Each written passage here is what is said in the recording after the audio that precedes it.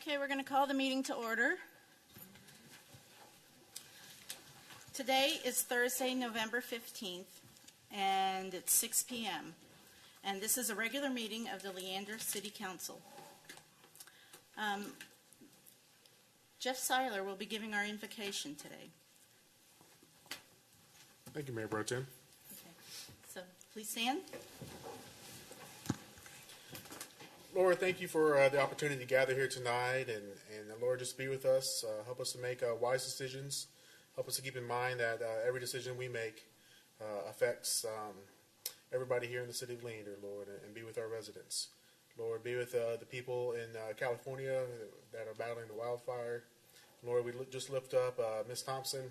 Just help her to recover from her illness, and we just pray that she makes a speedy recovery and is back here at a council meeting soon. It's in your name we pray, amen. Amen. And now we'll say the Pledge of Allegiance to the American flag. I pledge allegiance to the flag of the United States of America and to the republic for which it stands, one nation under God, indivisible, with liberty and justice for all. And the Texas flag. Honor the Texas flag.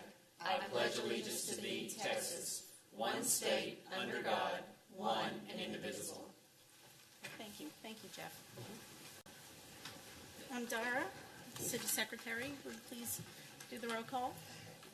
Councilmember Andrea Navarrete. Present. Mayor Pro Tem Michelle Stevenson. Here. Councilmember Shannon Shepherd. Here. Councilmember Christine Setterquist. Councilmember Jeff Seiler. Here. Councilmember Marcy Cannon. Here. Mayor Troy Hill. Okay, we have 5 present, so we have a quorum, and the City Council is eligible to do business. Now we'll move on to agenda item number 3, and we do have one person who wants to make a presentation, Ms.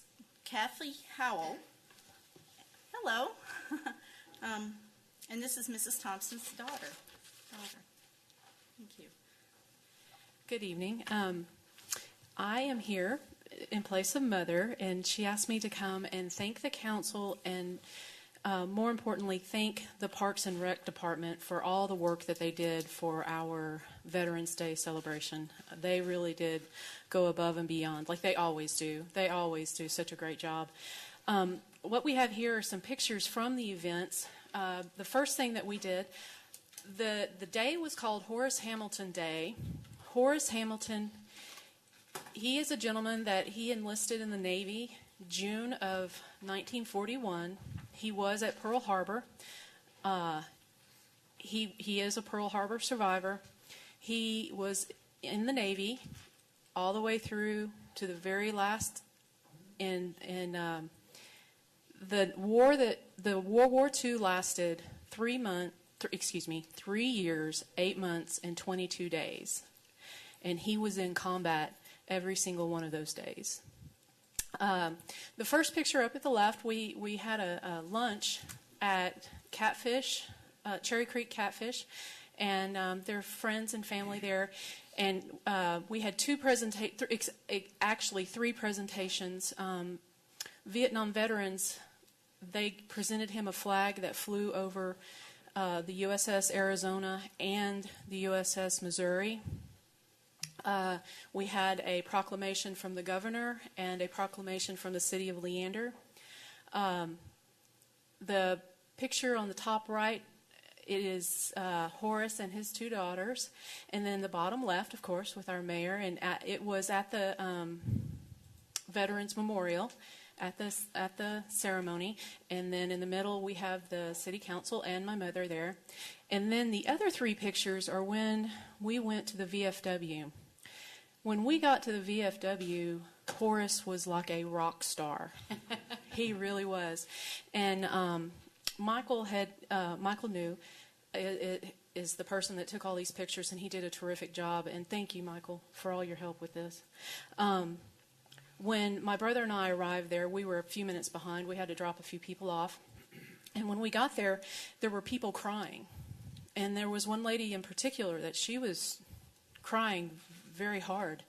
And she said, "That man possibly saved my dad." So he was, the veterans really, really felt honored to be in his presence because they knew the significance of what he did. And then at the bottom right is one of the other veterans. That is his service dog. And somewhere floating out there, Brenda has it. I'm hoping she can get it to us. There is a picture of Horace with that service dog, and that service dog, he was just totally enamored with Horace. Thank you very much. Thank you, Kathy. Thank you very much, Ms. Howell.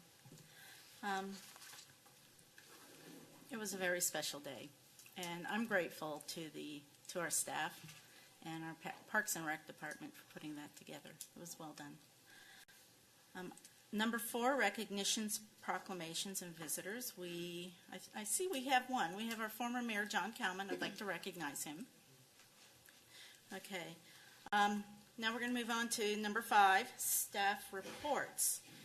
The first one is from the city manager, our city manager, Kent Cagle. Yes, Mayor, I'll go first, and then we'll have from the Finance Department, Engineering Department, and Public Works. So once again, this is a busy graph, but you can see every month we've got 5 years of sales tax data, of course, except for December, which is still just 4 months. But if you look at November, that bar represents $562,229 for an 18.47% increase over the previous November, and that represents the largest sales tax check that the city has ever received. And in fact, this year in 2018 was the first time we'd ever received a monthly check that was over $500,000, and this is the third one of the year that was over $500,000. So it was a strong month for sales tax. Now this represents the final, that's a calendar year, but for November is the final check for the fiscal year. This goes back to the 17-18 fiscal year, and we ended up the fiscal year 12.18% over the 2017 fiscal year. And then another way to look at this, that $562,000 or the almost 18.5% change, if you take all the cities in Williamson County, the average this month was an increase of 6.72%. And typically the county goes the way Round Rock goes because Round Rock represents over half the sales tax generated in the entire county, and they were at 6.08%. So usually those end up being pretty close. And then for the calendar year, we're 12.15% above the calendar year last year at this point through 11 months. So I'd be happy to answer any questions, or if not, we can bring Robert up. That's great news.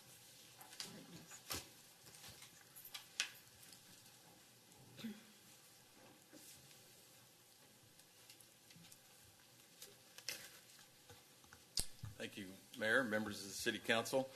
This is the first month of the fiscal year, October, so I thought I would present this report in a little different format, less on numbers and more on activity.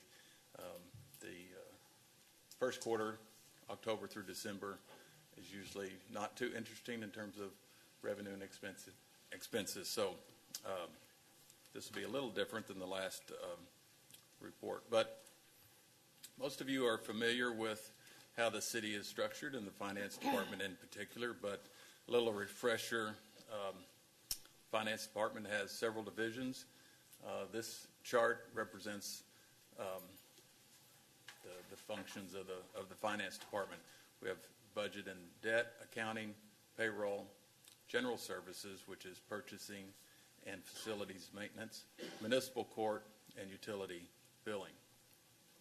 The numbers underneath the divisions represent the number of employees in those different areas. First, with accounting, the large bars to the left represent activity for all of last year, and then the two smaller bars represent October of last year and October of this year. The chart on the left is the number of accounts payable transactions. Those include checks, electronic payments as well as wire payments. Last year, we processed over 4,500 of those checks, roughly 400 a month. October and last year and October of this year were pretty much in line. So that is quite a few for the number of folks we have. On the right are those transactions in dollar terms. So last year, $89.9 million in payments in accounts payable. October of last year and this year, 4.5 to 5.3 million respectively. So, and just to emphasize the obvious, all of those transactions have several eyes looking on them, and so we don't release it until we're sure it's ready to go. Some more slides in the accounting division. Our accounting manager, Ms. Jody Levy, oversees our investment portfolio. We do have an outside advisor. She works with them. Last year, the 4 quarters, funds under investment or management were in the range of $104 million at the peak to around $85 million at the close of the fiscal year. As I'm sure you're aware, a lot of our funds come in with property taxes, so we'll see a spike in December and January, and then we spend down over the course of the year. The chart on the right is the one I like, and that's how much money we earned off of those investments, and that is by quarter from last year, so roughly $1.5 million.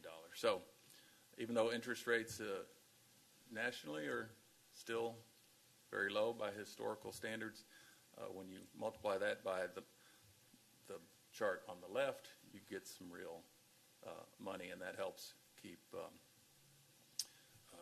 our budget afloat and funds to do necessary projects. So interest rates are rising, and so those earnings this coming year should do significantly better than that. I have one slide on the payroll function, just to give you an idea. This is 4 weekly payrolls. I just picked one out of each quarter to give you a sample. But we have anywhere from 270 to 295 employees throughout the year during last fiscal year.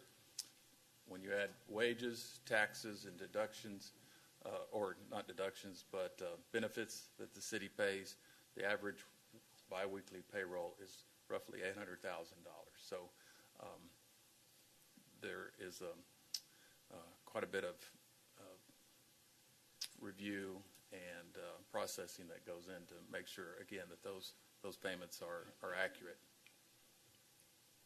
In general services, again, this division includes purchasing as well as our facilities maintenance team. On the purchasing side, the left chart is the number of purchase orders issued, both total for last year and as well as a comparison of the first month in October of 17 and then October of 18. Last year we issued over approximately 3,500 purchase orders, and both in October of last year and October of this year it's been a little over 300. A purchase order is required before any payment is made. So again, before an invoice can ever get to accounts payable to be paid, it is input in the purchase order system and reviewed. So, and in compliance with our city policy as well as several other checks and balances that we have. So it's a busy function. On the right is the amount of dollars that those purchase orders represent. The total for last year is $112 million. That doesn't mean that is necessarily what was paid out. Sometimes a purchase order is issued for X amount, the work is done, and it comes in under what was authorized. But that was the dollar value of what was approved. October of 17 was a little over $12 million, and October of 18 was $14.6 million. Our goal is to work the number of purchase orders down. So if you have one project, set up the purchase order one time instead of making progress payments. So there's a heavy emphasis on getting purchase orders set up in October that will last the rest of the year. The purchasing division is led by Joy Symington. Last year, the number of formal solicitations, those that actually are released in the newspaper and going through the formal process, were over 18.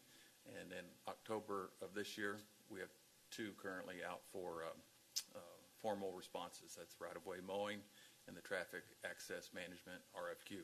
State law requires, and our city policy requires, expenditures over $50,000 to be formally solicited. So that's what these numbers represent, the formal solicitations.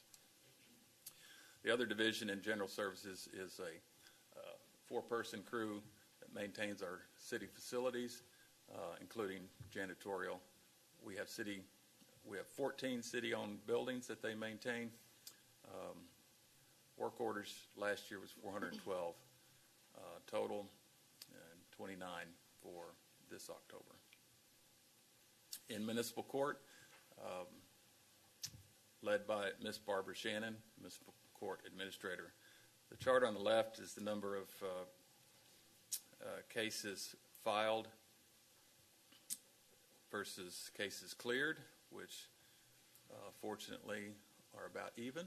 You hope the number of cases filed also get cleared, and then also the number of warrants that were issued and the warrants that were cleared. That's all of last year on the left. The chart on the right represents activity year-to-date in last October versus this October. So activity is up over last year with cases filed and warrants issued as well. The last division that we have in the Finance Department is the Utility Billing Office. That's led by Ms. Joanne Perez. And if you have any questions, she is in the audience tonight, so just wanted to call her out, put the spotlight on her. But no, Ms. Perez does a fantastic job. This division simplistically has 3 functions, although there's a lot of different things that go into each one, but it's collections, billing, and meter services. Last October, we had a little over 15,000 active accounts. This October, we're over 17,000, so that's an increase of over 10%. The chart on the right represents the number of gallons that were billed. Last year, we billed over 2.1 billion gallons of water. In October of last year is 177 million versus 192 million gallons billed in this October.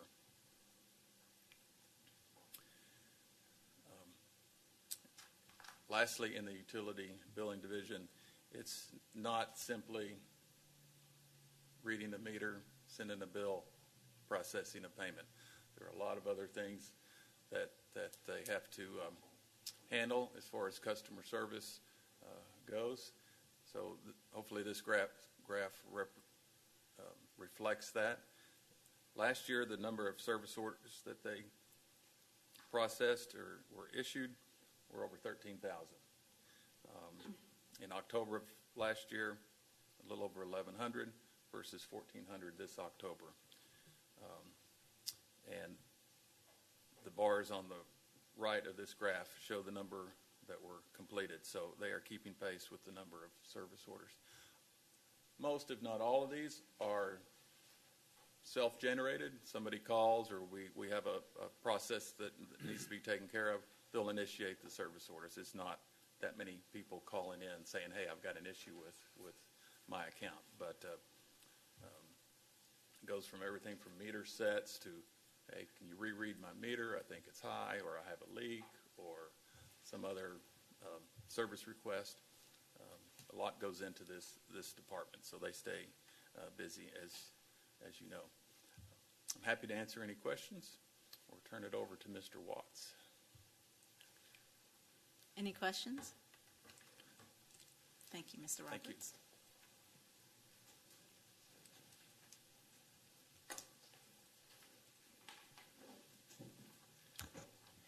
you. Mayor Pro Tem, Council. The engineering department is currently reviewing 15 plan sets for subdivision infrastructure, construction, and capital improvement projects. You've got the list in front of you. I won't bother reading each of those off unless you wish for me to do so. Engineering department is also currently inspecting and monitoring the construction progress of 33 public improvement projects, which are basically subdivision projects and or some of the city's CIP projects. Engineering department is also currently reviewing 28 plan sets for site development projects, which are private site development projects. We're also reviewing and monitoring the construction of 24 different site development projects, all of which are listed in your executive summary. And we'll give you a little update on Brushy Street, Bagdad Road, and Kaufman Loop elevated tank.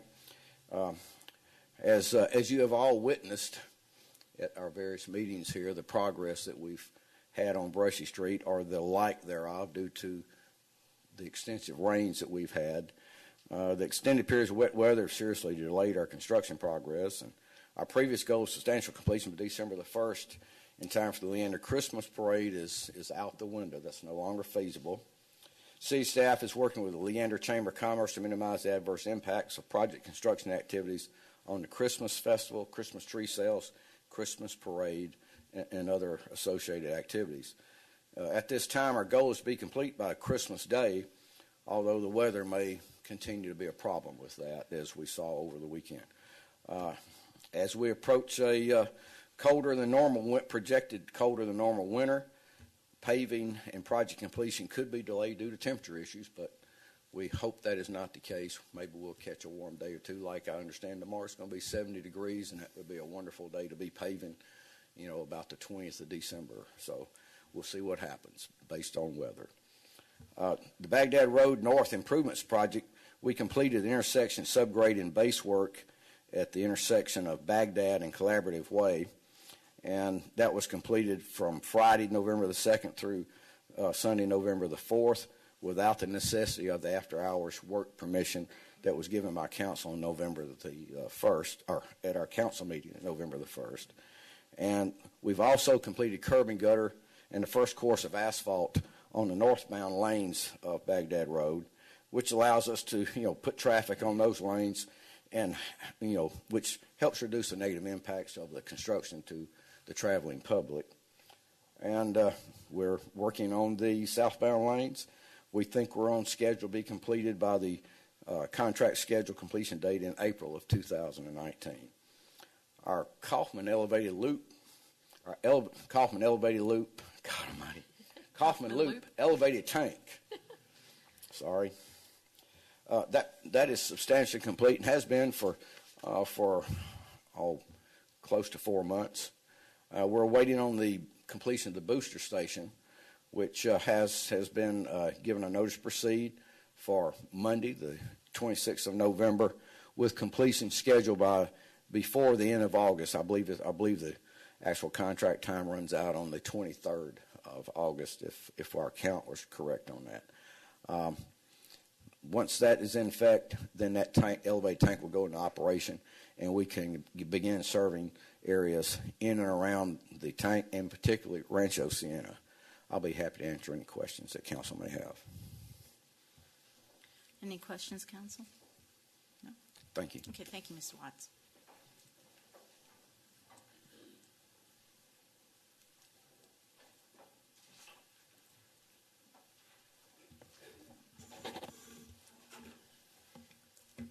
Good evening, Mayor and Council. This is the water use and supply update for October 2018. If you look at this chart, this was the previous one for October, but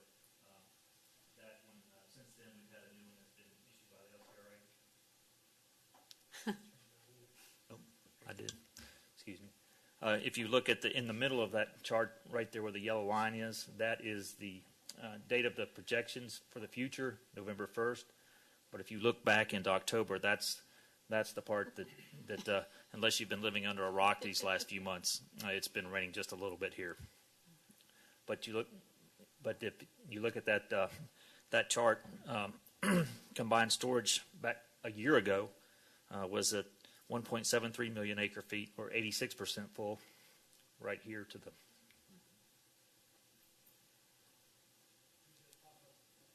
Right here at the left side of the chart. Go forward to October 1st. Combined storage was a little bit less at 1.47 million acre feet and 73% full, and then things began to change drastically. Combined storage actually went up to around 2.5 million acre feet around mid to late October. That was the fourth highest lake elevation in Lake Travis. As far as inflows into the lake, and there's another chart to follow that, those were the highest inflows ever for a month of October, and then the fourth highest ever. And then looking forward, you'll see that nearly all of the projections are right there, nearly full conditions for combined storage for both lakes. And this is the previous slide for combined storage from October 1, and then this one is the one that I want to mention. If you'll look at that up there, that highest line or graph right there, that is October 2018, and you'll see that this has three different measurements or graphs that show the averages since 1942, and then the dry period from 2008 to 2015, and then 2018. And then 2018 went from drought conditions the first 9 months of the year, and then 997% of the inflows, or more inflows, 997% more inflows than the historical average. So nearly 1,000% more on the inflows. If you look at that number-wise, those flow rates were 375,000 cubic feet per second at their highest, and that's enough water to fill an Astrodome in less than 2 minutes. And you'll see there's the historical average for October, 132,780, and then versus the dry period, and then this most recent October, the 1.3 million acre feet. And these are the water numbers for the city of Leander. You'll see that the peak day for October 2018 is considerably lower than last year at 7.58. That was on at the beginning of early October. I believe it was on the 3rd. And then last year, 9.72 million acre feet. And then if you look at this gray dashed line here, the peak in early September 2018 was 11.4 million gallons. Monthly totals, if you look over here to the right, you'll see nearly 177 million gallons for October 2018 versus the 208 for October 17. Historical information here hasn't changed. It's still, that peak day was August the 4th, 12.74 million gallons.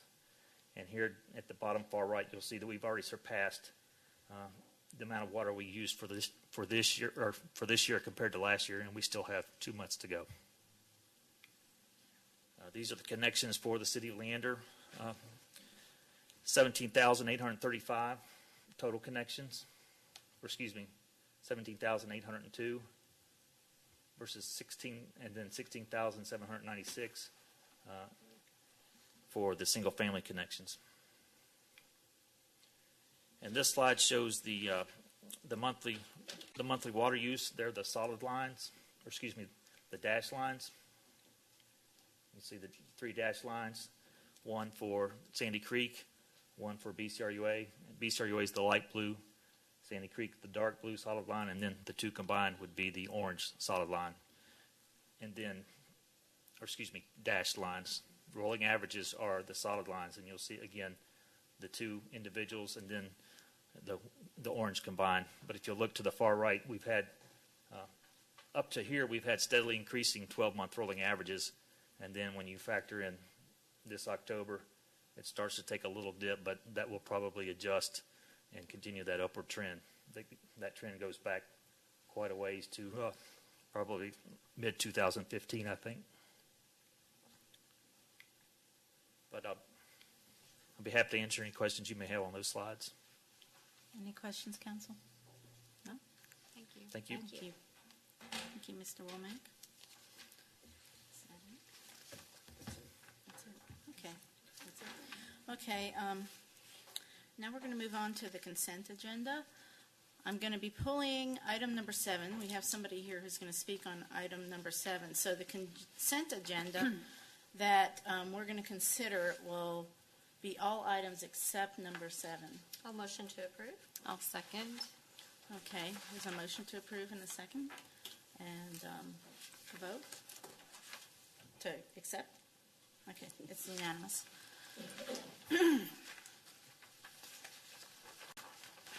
Okay, and now for item number 7, it's approval of the second reading of an ordinance approving Ordinance Case 18-002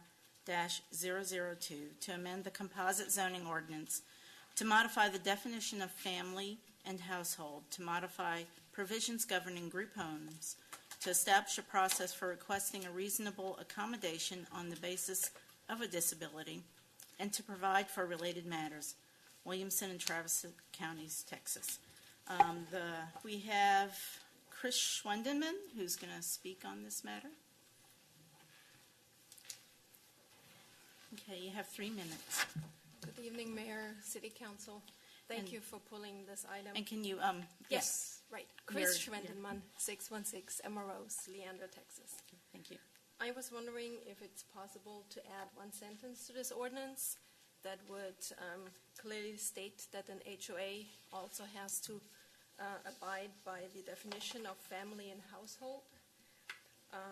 We have a precedence where our Article 6, number 25, specifically states what an HOA can do in regard to landscaping. And I think residents would benefit from that one additional sentence to this ordinance as well. So residents cannot be prevented from, for instance, having a household that consists of 2 unrelated persons with their children, or that consists of 4 persons not related by blood or marriage. If you all could consider maybe adding that, that would be great. Thank you very much. Thank you, Mrs. Schwendeman. So we have an item. Is there any discussion? Do we have an attorney here tonight? We do not. Okay. My question is, can a city even impose that restriction on an HOA? That's my question, too. I think we'd have to defer to our legal counsel. I think there are a number of instances where an HOA has rules that are stricter than the city ordinances, but this one in particular, I'm not for sure. So, different ways to proceed. We can approve it and then bring it back for consideration with that one modification later, or you could delay this to the next meeting. Approve it as it is, and then we could have a discussion with our city attorney to see if that's even possible. And if it is possible, you could put it back on a future agenda for amendment. But this is the zoning, so it would have to go. It would have to go back through the process. It'd have to go back through P&Z. Even if we just postpone it? No, not if you postpone it. Can we make a conditional? Approval of this conditioned upon attorney signing off on it? You mean approval of the requested amendment? Yes. I think it would be better. It would be much cleaner just to delay it if that's what you'd like to do. I would like to be able to do this if legally we're allowed. I'll make a motion to postpone. I'll second. Okay. And a date. Oh, next council meeting? Next council. Will we have legal representation at the next? We will. We'll have this researched. Okay, great. December 6th. December 6th. Okay. So we have a motion to postpone To to December. December 6th. And a second. Okay. All those in approval? Okay, it's unanimous. Okay. So, let's move on. Now we're going to move into our public hearing. We have item number 16. And it's conduct a public hearing regarding Ordinance Case 18-OR-004 to amend the Subdivision Ordinance to modify the provisions associated with Riparian Corridor and to provide for related matters. Williamson and Travis Counties, Texas. I'd like to call Senior Planner Martin Seawack to present. Hello, Martin. Thank you, Mayor Pro Tem, and good evening, council members. This ordinance amendment was directed by council to be brought forward, and to begin the amendment process, it was presented to the Planning and Zoning Commission at last Thursday's commission meeting. The Planning and Zoning Commission made a recommendation of denial of the ordinance amendment as proposed, and also requested to hold a joint work session with the council to further discuss the proposed changes. The Commission's discussion focused on concerns the amending ordinance would have on water quality, development within the floodplain, and the removal of setbacks from the Riparian Corridor on properties that are non-residential. I'll be available if you have any questions. Okay, thank you. Thank you. All right. We'll move on to the public hearing. It's now open. We do have one person signed up to speak on this item, and it's Kathy Howell. Please come forward and state your name and address for the record. I'm Kathy Howell, and I live in the Pickle Mason house. I am for changing this ordinance. I'm not comfortable with the 100 feet, and I'm actually not comfortable with the 25 feet. I think actually a 50-foot easement would be a better easement. It would be in line with what the city of Georgetown has. But to my knowledge, I don't think any of the other municipalities in the area have a similar ordinance stating 100 feet setback. Yesterday I went to the 183A Tollway open house, and they had a chart there that showed that the city of Leander is going to have 271% growth, projected growth by the year 2040. And I did a little research on that, and that is 200,070 people in the city of Leander. I know that in the past 20 years that I've been keeping track of these types of things, the projections have been pretty close. So give or take a 10,000, 20,000, I've heard 200,000, 50. Regardless, it's going to be over 200,000 people living here. And in order to get to that point, we are going to have a lot of development. And we need to have smart regulations and ordinances so that our city staff, the council, planning and zoning, and our partners in the development can all streamline everything as much as possible, because that type of growth is just absolutely crazy. So I just hope that you can think about this ordinance and pass it. It's not perfect, but it gives us a starting point. Thank you. Thank you. Thank you, Ms. Howell. Okay, we had nobody else signed up to speak on this, but it's still in the public meeting, and anyone who wants to come forward to speak on this, if there's anybody, please come now. Okay. All right, one last time, anybody wants to speak on this item? Okay. We'll move on to discussion. Counselor, if I may, I really would like us to be, being that it was unanimous coming from the Planning and Zoning Commission, I really think we should do our due diligence and hear what they have to say. And so So I would like to make a motion to postpone this until we can have a workshop. I'll second with that. the Planning and Zoning Commission. Thank you.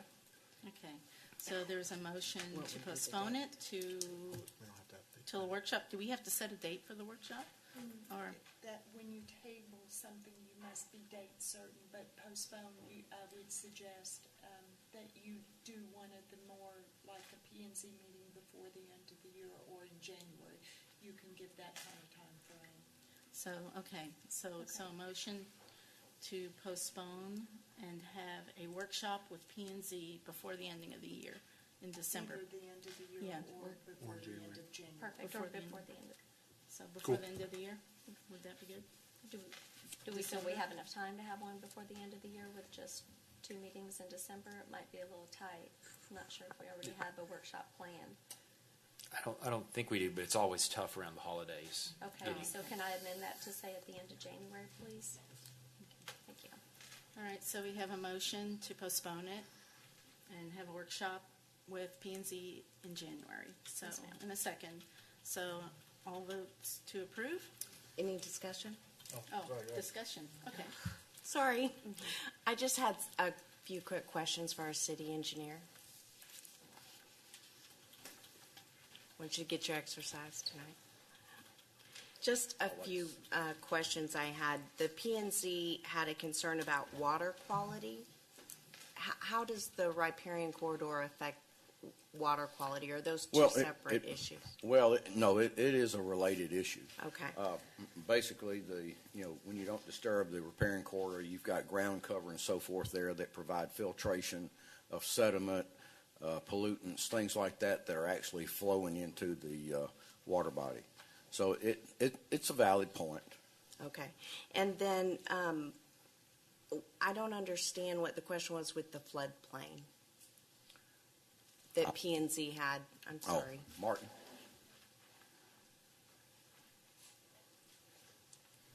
Yeah, so the commission's concern or discussion just focused around reducing the setbacks would allow for more development within the floodplain and how that might possibly affect flooding in the future. Okay. And so, Mr. Watts? Well, should that occur, the issues with the floodplain occur, those are related, but they're still separate issues from the riparian corridor. That is something that the engineering department has a responsibility to control and regulate and administer.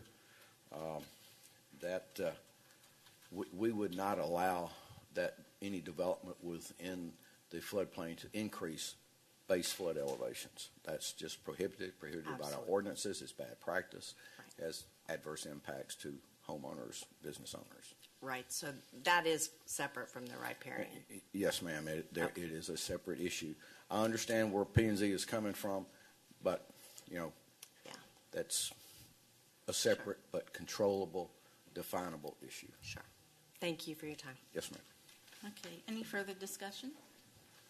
Okay, let's vote on the motion and the second in approval. Okay, it's unanimous. Okay, moving on to agenda item number 17. Conduct a public hearing on ordinance amending Appendix A, Leander Code of Ordinances, Article A7, Sections A7.001, A7.002, and A7.005 to modify utility-related fees and prescribing changes in rates and policies. So we have Finance Director Robert Powers here. Thank you, Mayor. This public hearing and the action before you covers two different things. The first one is a proposed adjustment in our rate schedule to adopt an out-of-city limit rate for our water and sewer retail customers. The proposal is that for customers outside the city limits, that the out-of-city rate would be 10% greater than the inside city rate for both water and wastewater. Some of you may recall in January of this year, our water rate consultant completed the cost of service study that we do periodically. And one of the things that we had asked the consultant to look, the city staff had asked the consultant to look into was an outside city rate. And she surveyed the surrounding communities as well as looked at generalized industry standards. And at this point, we have so few out-of-city customers, less than 100, it wasn't appropriate to do an in-depth cost of service study, but based on our neighbors in the surrounding Williamson County, as well as industry standards, her recommendation was that 10% would be more than justified and certainly appropriate.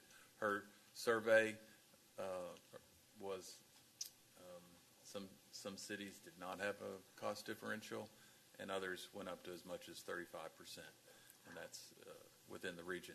On a industry-wide basis, she said the range was more in the line of 10 to 25% cost differential. This public hearing is recommended by the city attorney, and then should you take action to change the rate for outside city limit customers, staff will then need to notify those customers of the change within 30 days. The other proposed change in the ordinance is how we handle landlord accounts. The current policy is that if you are a landlord, you can set up a deposit that allows you to basically establish service quicker once your tenant moves out, so that your tenant moves out, the landlord can call utility billing office and say, hey, I need temporary water service. There's already an account on file. The landlord can go and do whatever they need to do, and then tell the utility billing staff to disconnect the water until another tenant moves in. That sounds great in theory, but as the city has grown, it has become increasingly problematic, both for the landlord as well as the city staff. We've discovered that we have a lot of landlord accounts that are no longer valid. The landlord has no longer managed this property. Perhaps they sold it. They forgot to request that their deposit be returned. So we are in the process of locating those landlords and returning their money. We also have issues with accountability. When the tenant moves out, it's not always the case that we are notified to turn the water back on for temporary cleaning or trash removal, that sort of thing. And we find out that on some occasions, landlords will turn the water on themselves, do what they need to do, and so that's loss of service revenue at that point. But it's mainly for convenience, not only for the landlord, but also the city staff and financial accountability. So those two topics are the focus of this public hearing this evening. Happy to answer any questions after the public hearing. Thank you, Mr. Powers. Okay, the public hearing is now open.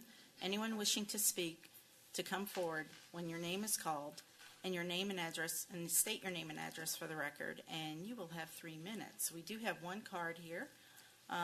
It's a Carol Mies or Mies? Mies, okay. Hi, good evening. I'm Carol Mies, 121 Creekview Circle. And I'm here because of the 10% increase on the water rates. I don't have city sewer. I did receive a letter about this. I came into the city office to find out more information. When I came in, they said there wasn't anybody really to talk to. And so basically, I just think a 10% increase is excessive. I don't see where the data is provided that it costs the city 10% more with the fact that there's only 100 plus of us out there outside the city limits. I think that's what the statement was. It seems like the overhead even for the city to manage this might be more than what the 10% would buy. Anyways, I think it's excessive to provide water to my family. Thank you. Thank you very much. Does anybody else wish to speak on this item, agenda item? Okay. Oh, we do have somebody. Sir, please come forward and state your name and your address and fill out one of the cards. Okay. And hand it to our city secretary right now. My name is Robert Langer. I live at 206 Amanda's Way. I'm against this 10% increase. Personally, I think it's an arbitrary and capricious way of overcharging your out-of-city customers. Thus far, I've seen no evidence to show that there is any additional cost for out-of-city customers.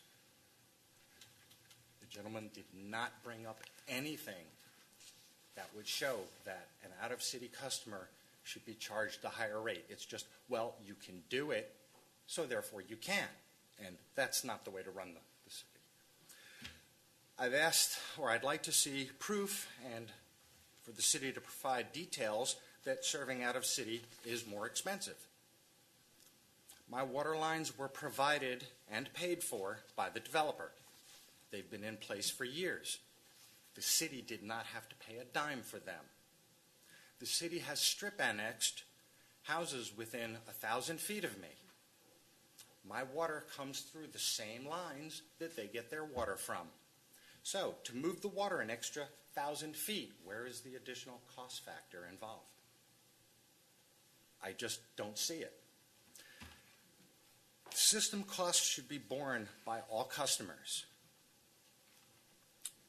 Is this increase going to improve my water service? I can't say that it will.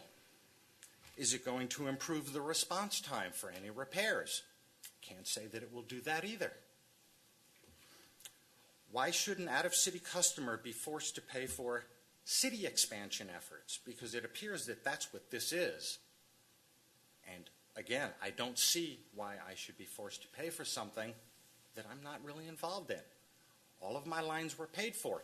The city just agreed to accept them after they were all inspected, in working order, and then they get money every month to maintain the lines based on what the cost to provide the service is. Tap fees should pay for the cost of expansion. Maybe y'all should investigate and reevaluate your tap fees.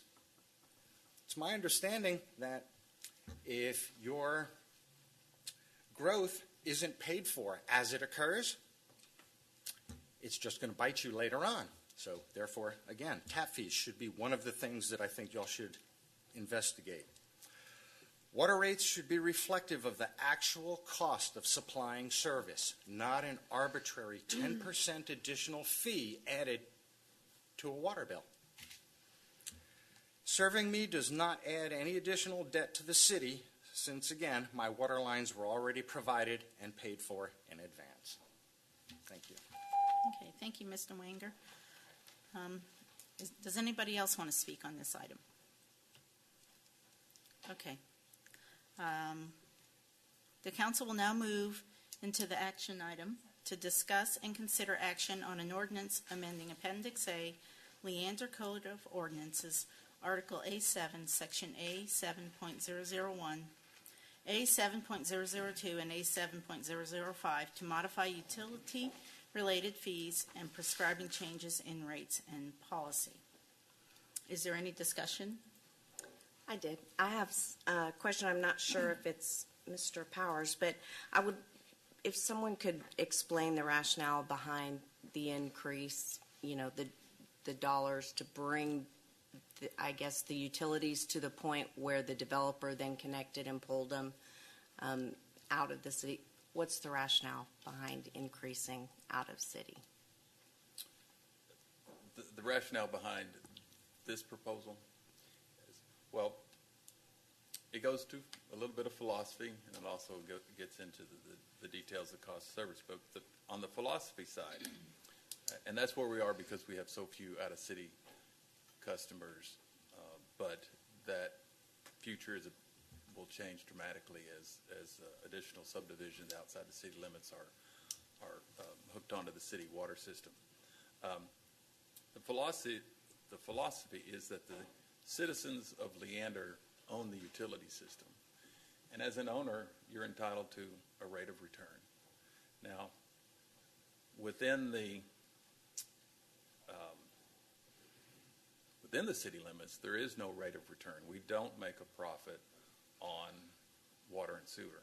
It is we set our rates based on cost of service. Some years are good, some years are not so good. But, every dollar that is brought in goes to support the utility system and plan for the future.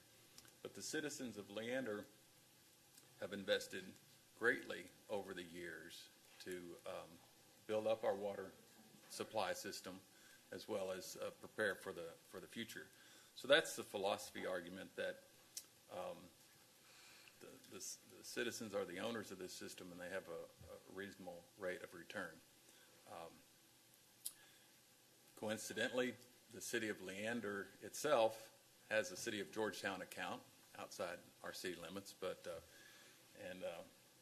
we just got notified by the City of Georgetown that our rate is going up, and the City of Georgetown has an out-of-city customer rate, and we were just notified. And so it is not uncommon for other communities to have similar. There is not a cost of service study today that proves up the 10%. That is basically a starting point. As outside customers, the number increases, then we would have enough justification to look at it on a wholesale or an entire cost of service study at that time. But the idea was to make that differential now before it becomes more problematic in the future. Mr. Parris, can you go back to the study that we did earlier in the year and how that came to be and what were some of the findings on that? On The third party. the consultant, and specifically on the out-of-city? Well, we asked the consultant as part of the scope of work on the cost of service study to give us recommendations on an outside city rate. When she came back with her report, then the recommendation was that there are too few customers to do an in-depth analysis of the actual cost, but what she did was compare what our neighbors in the area, what their outside city rates are. And the range she found was anywhere from 0% to 35%. Now, I was told by the finance director in the city of Round Rock that theirs is 2 times. Now, they don't have many outside city customers, but they have a lot of wholesale contracts. But so it varies widely. The industry average, she said, was anywhere from 10 to 25%. So we went with the lower end of that scale. So there is not any documentation that says here's the 10%. And so just to be clear, these citizens that we're discussing having a 10% increase, they currently do not pay city taxes. Is that correct? That's correct. Correct? Okay, thank you. Yeah, also, put that back on. Also, I'm curious, and I'm not sure you're going to be able to answer this question, so I'll say that up front. But do you happen to know any of those in-depth studies, what they do return, and what is the cost of service to those outside, and what they take into account when they're doing that kind of a survey? Well, I do know what's taken into account is the actual additional cost of serving that identified area. And so sometimes you need to have the identified geography spelled out. They look at what part of the system does that subdivision or that part of the community, what part of the distribution system do they use, what kind of volumes are involved. So it's pretty in-depth. It's not just it's not a simplistic pro rata of how far you are from the treatment plant. It's not that simple. The American Water Works Association has detailed rate-making models, and those are the standards by which any consultant would follow. And on large rate cases that get contested to the state regulatory agencies, that's the gold standard. That's what you prove up to. So. And how much is Georgetown charging us for that upcharge? Well, the city of Georgetown's out-of-city limit rate is on the fixed monthly charge, whether you use any water or not, the meter charge. It's about 20% greater than the in-city customers. Now, their volume rate is the same. So it's 20% greater on your base monthly fee, but then the volume rate is the same. So I don't know if you blended that, what that average might be, but there is a significant so if you would use differential. more, it would be less of an impact on you. So Yes, okay. yes. Okay. Mr. Powers, when are we adding the new developments to the water usage? I think you said Rancho Siena? Well, Rancho Siena will be one. The Lively Track is under development already. We have a couple of dozen customers In the next 12 months, 24 months? Well, that is currently, and the Lively Track is currently. And Rancho Siena is coming online? That's It's later next year. It's Yeah. related to the report the city engineer gave when the booster station is operational and the elevated storage tank is operational. Then we'll be able to serve them. Perfect. Which I think kind of leads to 2 cents. My impression would be that the extra charge would be because these users are not paying city tax, the cost that we're investing as taxpayers and as the city to expand our water treatment plants and expand our supply and make sure the deep water intake is there. All of those costs are unincurred on the monthly bill. Is that? Well, the utility system is self-supporting, Okay. but not everything is comes through the utility bill. We have impact fees that the developers pay whenever any new connection is made and new subdivisions come online, put in the initial infrastructure. But once that infrastructure is accepted by the city, it's ours in perpetuity. So we may not have paid for that extension, but it's our obligation to maintain it and replace it in perpetuity. So we'll have to do all the repairs and pay for all the repairs on them, correct? And that's not part of the utility billing. it is factored into the rate, yes. Okay. So is there anything extenuating that would justify for an end user the additional 10%? I mean, I feel like, yes, we can, but is it the right thing to do? That's really the question. I think there's a two-part answer to that. One, we can go back and do a study and come up with a number, but also in addition to that, do you want your city investors, the people that live in the city that built the system, do you want them to receive a rate of return on their business? And that's really what the question comes down to. If you don't want them to do that, then the answer is going to be, and some, I think it's probably a minority, but some cities do that, and it's zero. And we've heard some that get a very high rate of return. So I think that's the essential question. Could I also ask, as we progress in the next 12, 24 months and add a huge amount of additional service, is there a possibility that 10% could now decrease since it's spread across so many more users? Absolutely. This is at the the discretion of the city council. Outside city customers do have the right to appeal the rate to the PUC, Public Utility Commission. Inside city limit customers cannot appeal your rates, but one of the reason that you must provide notice to out-of-city limit customers is so that they can exercise their right to appeal and say that these rates are unjustified. And just like any rate case before the state, the city would have to defend itself. But you're absolutely right. The council could adjust those downward or upward if.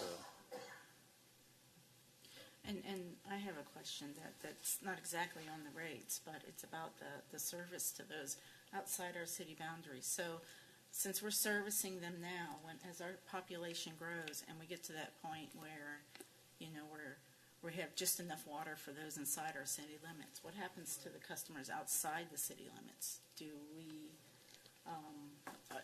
will they eventually have to hook into another system, or? Well, hopefully the plan is we're not going to overcommit ourselves. Okay. So right now the number's relatively small. We know it's going to get much larger, but we're planning for that. So essentially what would happen if we're in a horrible drought situation or something like that, where all the customers are going to cut back equally. As when we enforce the drought regulations as we did in the past, whether it was the once a day watering, or if you get to a point where there's no outside watering, all the customers would be treated the same. Okay.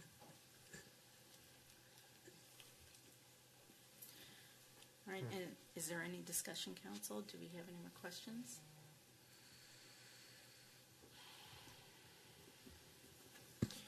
Mayor, I would just add that the cost of service, there's far more to the cost of service than running the lines to the property. The water, the purchasing the water rights, as we've done in Lake Travis, transporting that water, significant difference from Lake Travis to the city, and then treating the water to drinkable standards, maintaining all that system that transports the water. So actually that last bit of extension is actually a minor cost compared to all of those. Mr. Watts, could you speak to this?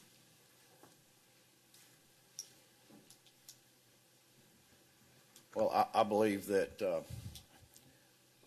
the property taxpayers, through the general fund some of the operations of the engineering department, and there's some, is that correct?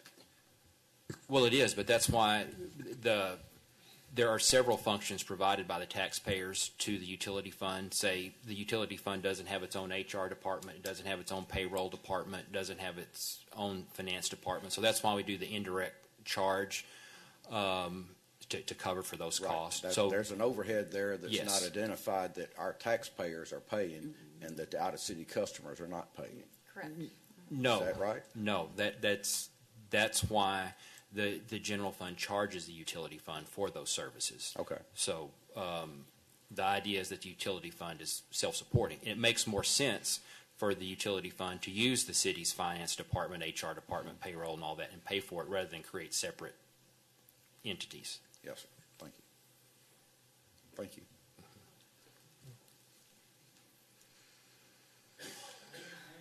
So, excuse me, sir. Sir, you're not allowed to speak right now. Thank you. Thank you. Okay, council. Do we have any more discussion? If not, can we make a motion?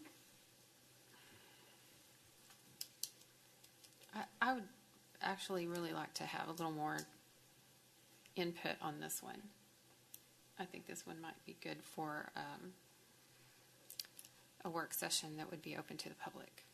I'm also concerned about the amount of growth coming that we're going to be adding that are not paying taxes, but I want to better understand what they are paying for and what has been already paid for, because we need to obviously take care of our tax-paying citizens first, but I want to make sure that I don't completely understand the water agreement deals outside of our city limits, and I would like to do I that. agree. So, So I'd like to Can- make a motion that we, Can we Go ahead. make a motion on the second part? There's two yeah, there Two are different two things. parts. if we broke them up a little bit. Can we do that? You can make a motion to take no action on the outside increase, but to approve The landlord. landlord agreement. okay. I'll do that. I'll make a motion to approve the landlord modification and take no action on the 10% increase to outside city users. I'll second that. Do we need a date? No, we're Okay. taking no action on the bill.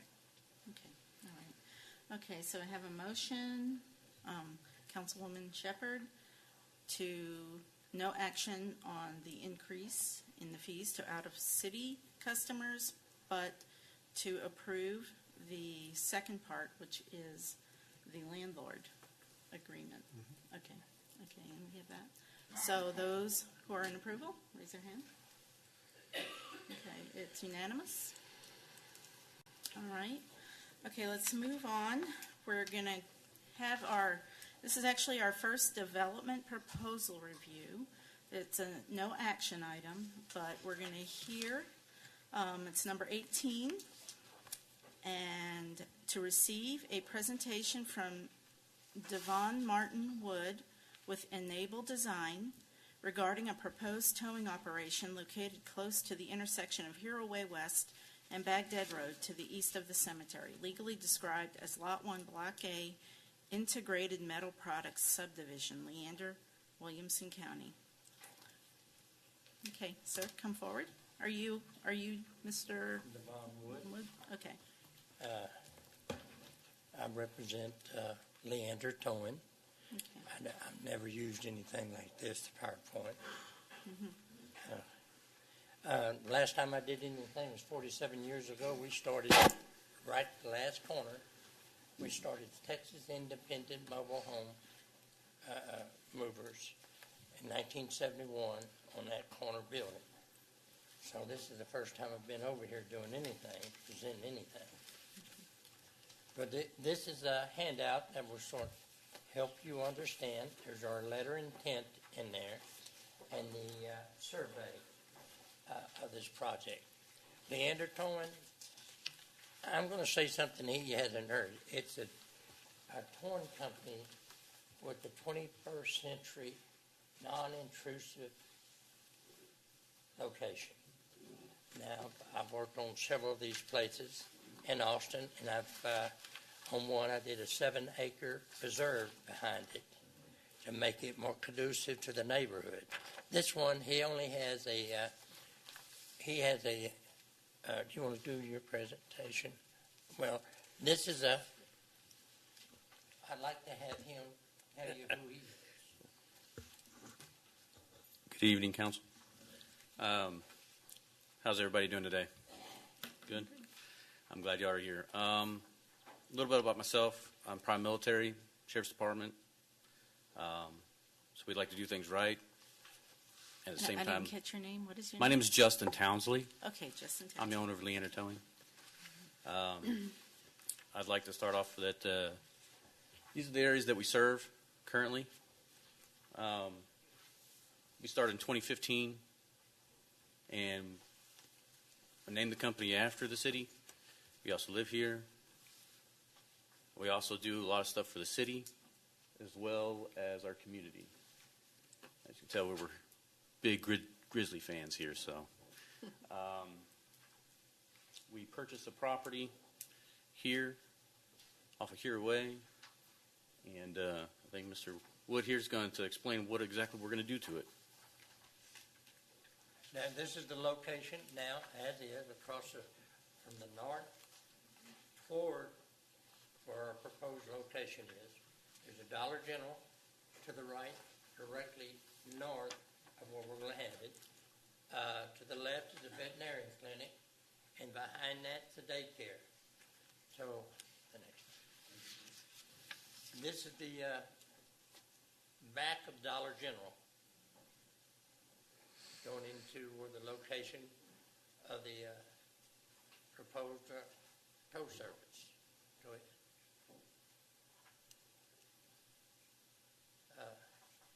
This is the property that we're talking about. In front of it's a Dollar General.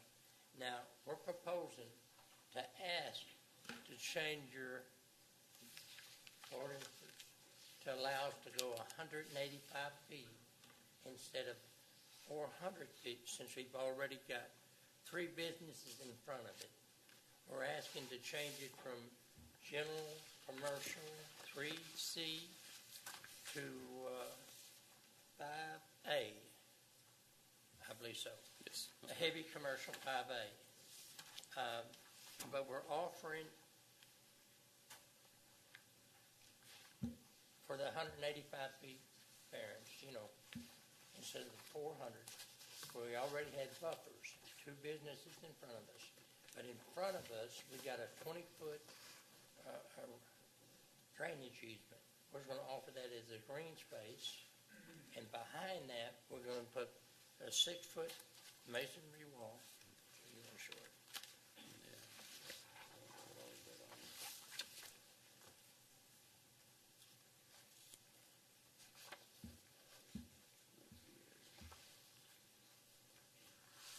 That's our proposed elevation. What are you looking for? Okay, that's the layout of the parking lot. In front of the parking lot, between where the north area is, at Dollar General, along the masonry wall, we have 2 masonry walls. One 6-foot that buffers the parking from any view of the interior road, from Heroes Way. Now toward the cemetery, behind the building, we're asking for an 8-foot masonry wall.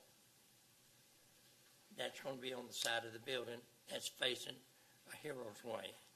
But we're putting a R-panel fence at 8-foot height. But in front of the masonry wall, we're offering shrubberies and trees.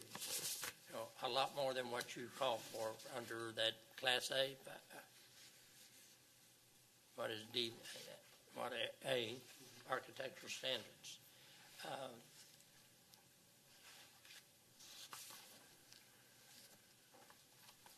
It is in your overlapping, but to the east of us is a cemetery, and to the south of us is cemetery property. Right now, it's not developed as cemetery, but it is owned by the Cemetery Association. Right where the lettering is, Bagdad.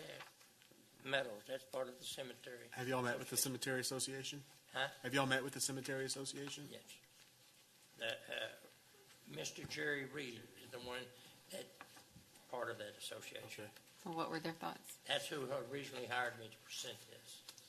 Now they bought it, so I'm going to work with them. Mr. Reed developed Lowe's shopping mall area.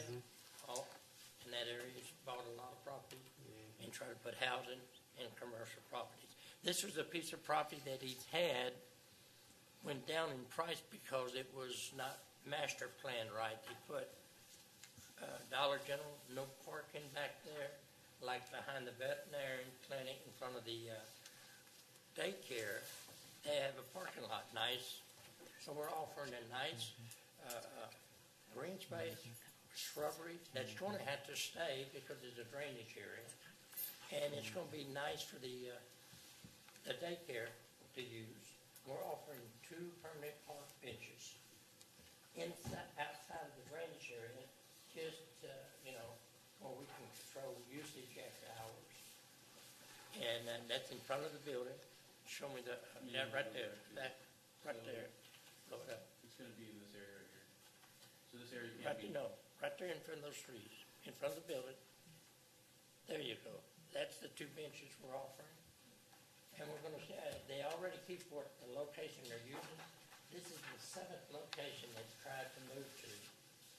But they're going to put a R-panel, tan-colored R-panel fence, metal fence. We're asking for an 8-foot fence and a contrasting dark brown cat. I've changed Southside record, Capital City, salvage yard, and now it's LKQ, and I had them paint and redid all that with a 7-acre preserve there.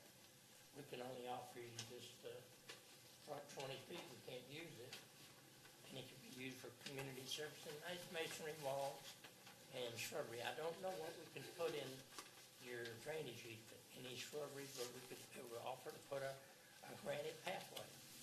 I know in critical water zone in Austin, that's all you can put.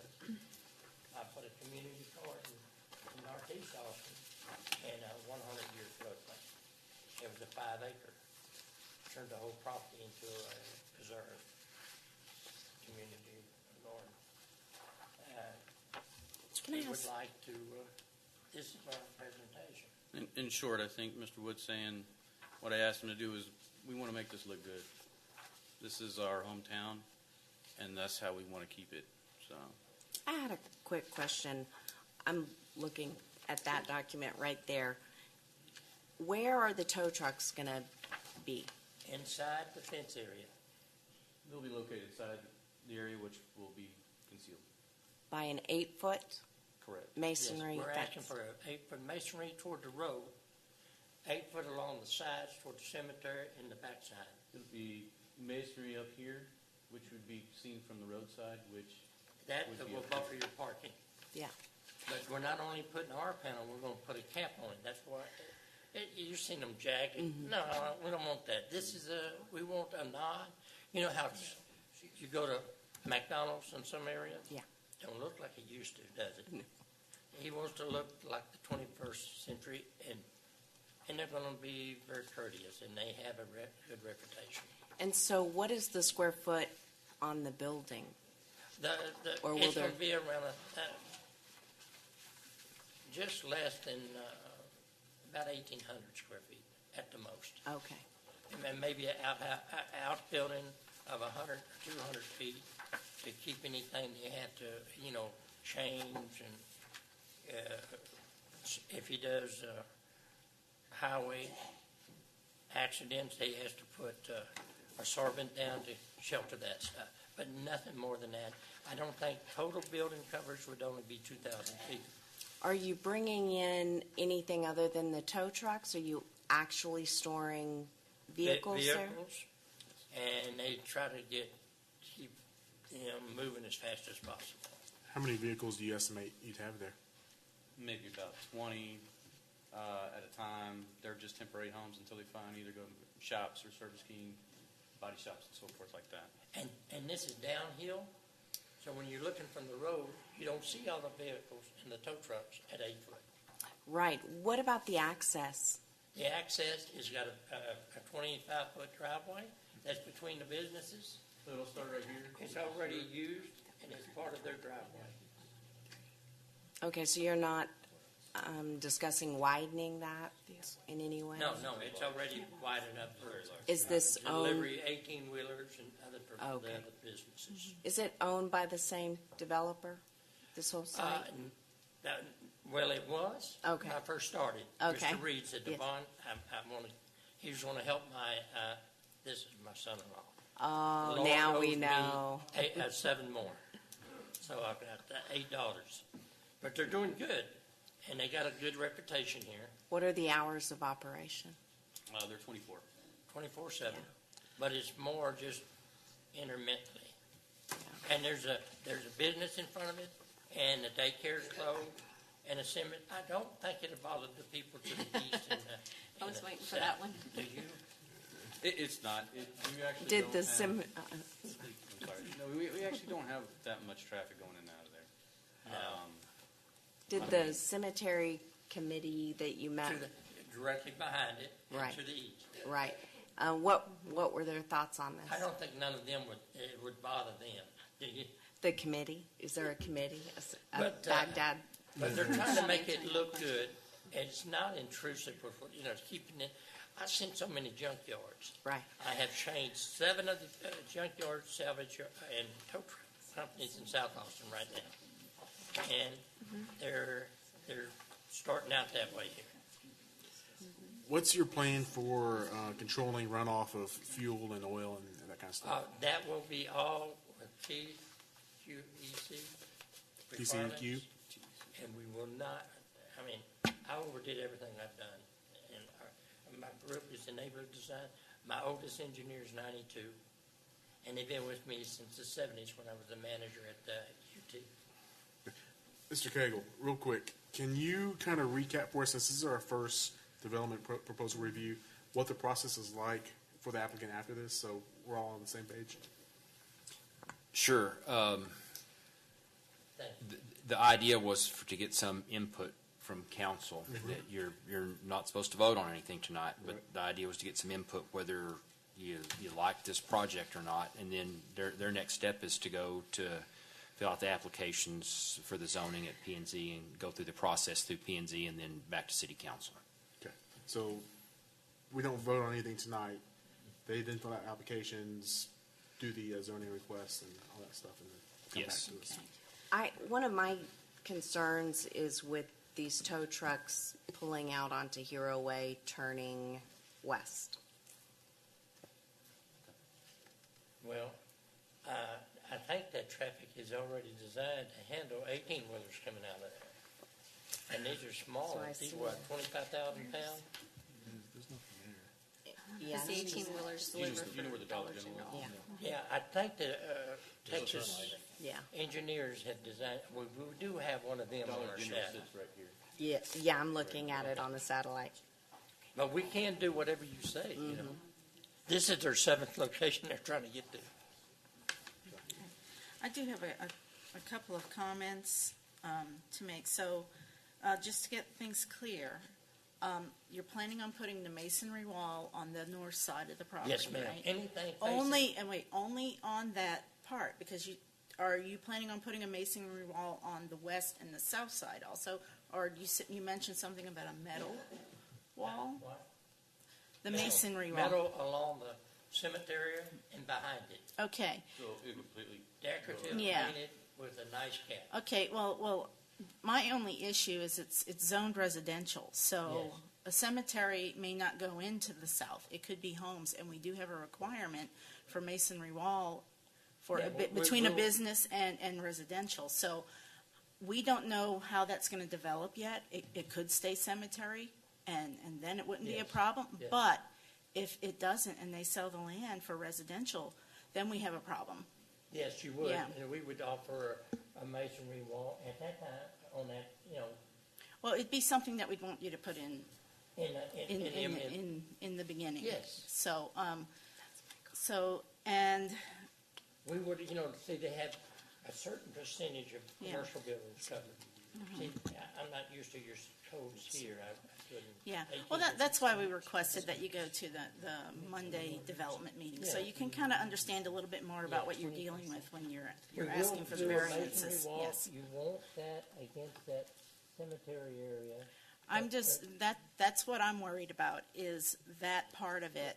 Let's say if it's If there's cemetery- homes that go in back there, then we're gonna have an But if it issue. develops residential, maybe ask to put, and you would need to convert this metal to a stone or masonry. Mm-hmm. Yeah, wall. a stone or a masonry Yeah. wall, but, I mean, but right Yeah. now, while it's not developed, but put it in the, you know, ordinance, that they would have to modify it. and that could be a possibility, yes. Yeah. And the other thing is, you mentioned you move the cars out there as fast as possible, so you're towing wrecked vehicles there, and then you try to get them out as fast as possible. So what does that mean? What's your timeline? Because I'm a little bit worried about maybe cars being left there for Sure. long-term, and it becoming a junkyard They try back to there. get- Right. So, Yeah. we're not a junkyard at all. Okay. First off. Okay. Second, most of the cars only stay for maybe about a week before they go. Either the junkyard comes, picks them up, the salvage guys, or Okay. they get fixed and they go to places like Service King, these body shops. So they don't stay there very long. They're just basically temporary homes. And for something intricate for the city, I mean, this is what we do. We work for Leander PD. We work for all the PDs around here. And this is for civilians. So they're not going off somewhere 15, 30 miles to go get something out of their car. I mean, this is a great location. And as far as the zoning goes, I think this is the proposed zoning, and it's half commercial.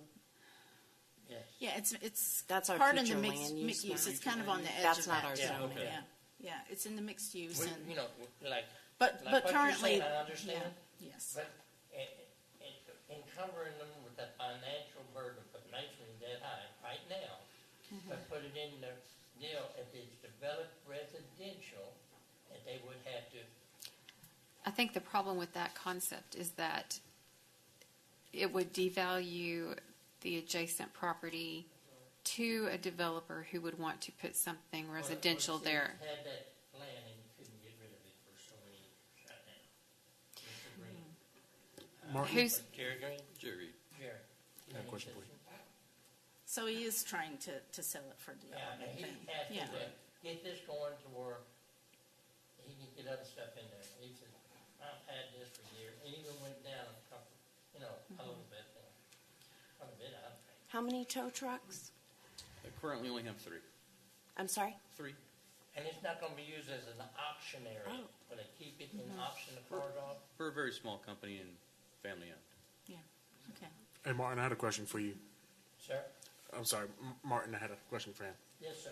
So, the zoning for this piece of property right now is what again? GC, general, commercial, GC3C. GC3C. And in the future land use map, is there any percentage of industrial that's allowed, or would this require a future land use So map? this would require a comprehensive plan amendment Right. along with their zoning change to Okay. identify this area as an industrial district to permit heavy commercial or heavy industrial zoning. Gotcha. Okay, that's what I was trying to clarify. But we do have some heavy commercial and industrial zones in that area too. Some existing zoning, yes. Yes, And there right is across some the existing street, zone. yeah. So- Okay, thank you. Okay. Okay. So, yeah, that's the only issue I have, is that property to the south, if it's developed as eventually, and it may happen eventually, because, we're having a lot of development and homes coming. I'm just intrigued with the idea that it's not sellable. Land here is He a said hot it isn't commodity. sellable now. He's It's having- not accessible, correct? Huh? How do you get to that back parcel? Well, it This adjoins parcel- the Cemetery? neighborhood. The cemetery back parcel, how would you access that? Oh, it's got access to the It's on the left side. east side. Yeah. I mean, to the west West side. side. West From the side. It's cemetery. got a 45 or 50 foot. But if it were to be sold and used for something else, It would connect to the neighborhood, I would think.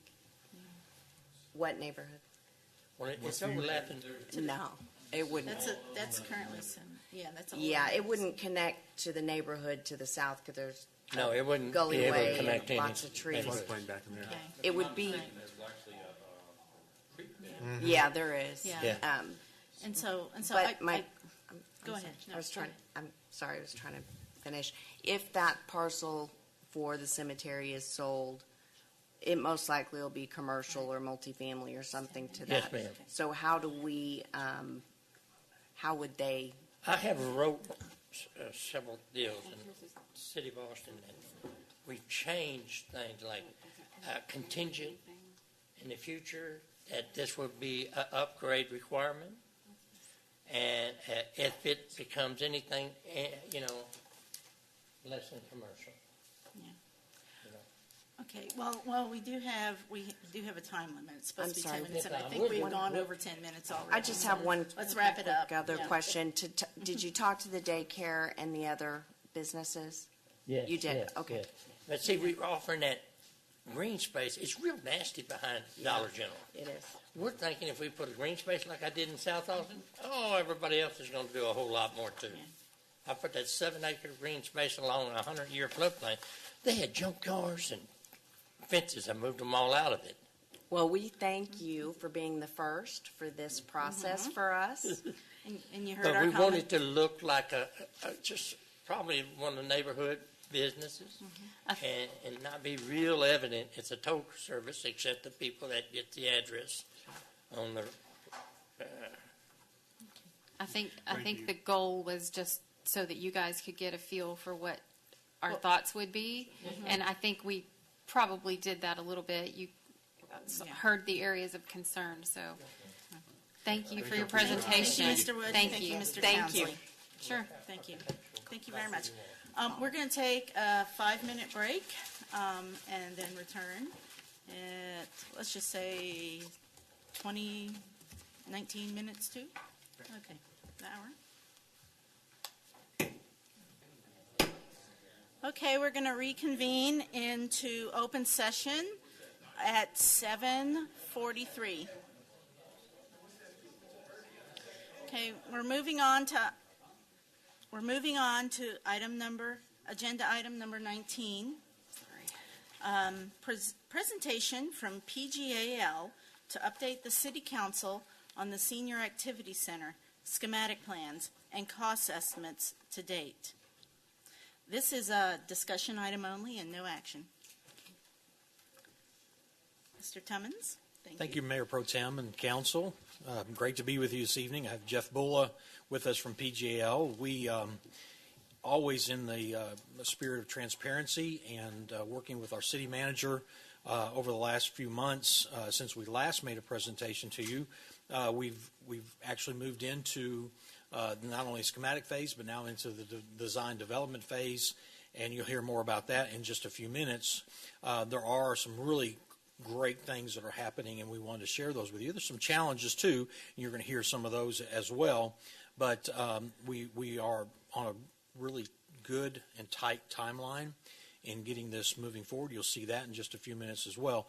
But we wanted to be able to come back to you in the fall, since we were here in the spring, and continue to give you updates. We've also met with our Senior Activity Center Advisory Group even this afternoon, and so we shared a lot of this with them and kept them in the loop, and they have kept us on target as well. So there's some really nice things that have been happening in that area. So without further ado, I'm going to let Jeff take over. Thank you, Mark. Good evening, Mayor Pro Tem, Council, City Manager. It's a pleasure to be here to give you an update. As Mark said, we certainly have a lot to report to you tonight. And fortunately, the challenges we have nothing to do with working with the staff or the Senior Advisory Committee. It's been a pleasure working with those two entities, and it's been a really rich and robust experience working with the senior group. And I think after meeting with them this afternoon, we essentially gave them the presentation that you have in front of you tonight, perhaps even or definitely in more depth. And I'm very confident and happy to say that they are kind of completely endorsed what we have to show you tonight and are very enthused. So when we were last with you in April, we presented this program to you, which was a program of just under 12,000 square feet, which was estimated. We've been able to stay true to that. You're slightly more efficient than this, so the building is actually right at 11,800 square feet. So we've been able to trim a couple hundred square feet. Obviously, that is directly goes to the bottom line on the cost, and so we've been trying to keep this as efficient as possible. So this is the program, in essence, that was approved in April. And I wanted to just give you an overview of kind of where we are in the process. As Mark said, we have completed what we call 50% design development set that's being had a cost estimate done on it, and then is being coordinated with all of our consultants. And so we've got a substantial amount of drawings from consultants and from our own office. At this point, what we're going to show you tonight is a far more condensed version of that. So if you look at this schedule, you'll see that in the scheme of things, we are down here in the 50% completed, the 50% design development. We still have to complete the design development phase, and then to go all the way. Let's see if I can enlarge this a little bit to the construction documents phase. We're projecting completion of the 100% construction documents in April, and then begin the bidding and negotiation process at that point. So just to kind of keep it in general terms, we'd be looking at bidding the project this coming summer, 2019. So construction would start in the summer. That's the target that we've got. So any questions on where we are on the schedule? We don't have that information, so it's hard to ask any questions about that. Okay, I'm not. Okay. If you could send it to us later, that'd be great. Okay. I apologize for that. I was under the impression that you had this full packet. So what is there anything in particular you think you would have been of interest that I can? Oh, was it a supplemental email? Oh, okay. Is there anything in particular that would interest you, I think we've Ms. got- Shepherd? let I'll me- be happy to Let me look at this. focus on that. Sorry. No problem.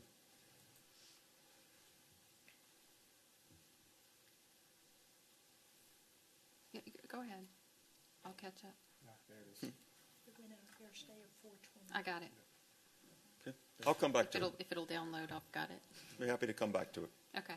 So what you have here is the developed site plan, and I'll go through this high level and be glad to address any questions. As you can see, here is kind of just the main entrance into the property, and there is a circular or oval-shaped driveway. It comes under this area where there's a covered drop-off or a porte cochere, and then the rest of the main senior center or community center parking would be in this area. There's another parking lot on the other side of the building, and that is primarily for the Meals on Wheels and for staff to park and staging for Meals on Wheels vehicles, as well as the dumpsters over there and service. There is a kind of a developed sidewalk or trail system that kind of comes out of the building and will allow seniors to exercise and walk, to walk a loop here, to return, or to connect into the sidewalk system that would be in place to allow connection up Northern Trail into the neighborhoods or along Municipal Drive, and then there's a sidewalk here that would connect back into the facility. There is an area here that we're leaving for the possibility of future expansion, additional parking, or building expansion if needed. And then the building itself is kind of a U-shape with a courtyard in the middle that you'll see in just a second on the floor plan. So again, the entrance faces to the left, which is to the west. The building is pulled closer to the street to try to engage the street a bit. And there is a porch that we'll show you in the plan a little bit to where the seniors can come out and basically have a connection to some degree with the street and the sidewalk. Any questions? I do. Good. What is the anticipated capacity at any given time of this building? That's a great question. Certainly a few hundred. The multi-purpose room, which is the largest space, depending on what the configuration is, would probably seat 100 people at banquet tables. If it was just seating, it could perhaps go to 150. If that was filled and the rest of the building was in use, yeah, we could be looking at maybe pushing 200. The likelihood of that happening is fairly slim. If the banquet space or the multipurpose space was fully occupied, likely the rest of the building would be lesser occupied. So we've targeted, I think, about 80 parking spaces at this point, working with the Park and Recreation Department that's the determination of what they believe the right balance would be. There's 80 parking spots? I believe that is correct. Okay. My other concern is I don't know that 6 handicap is enough. Okay.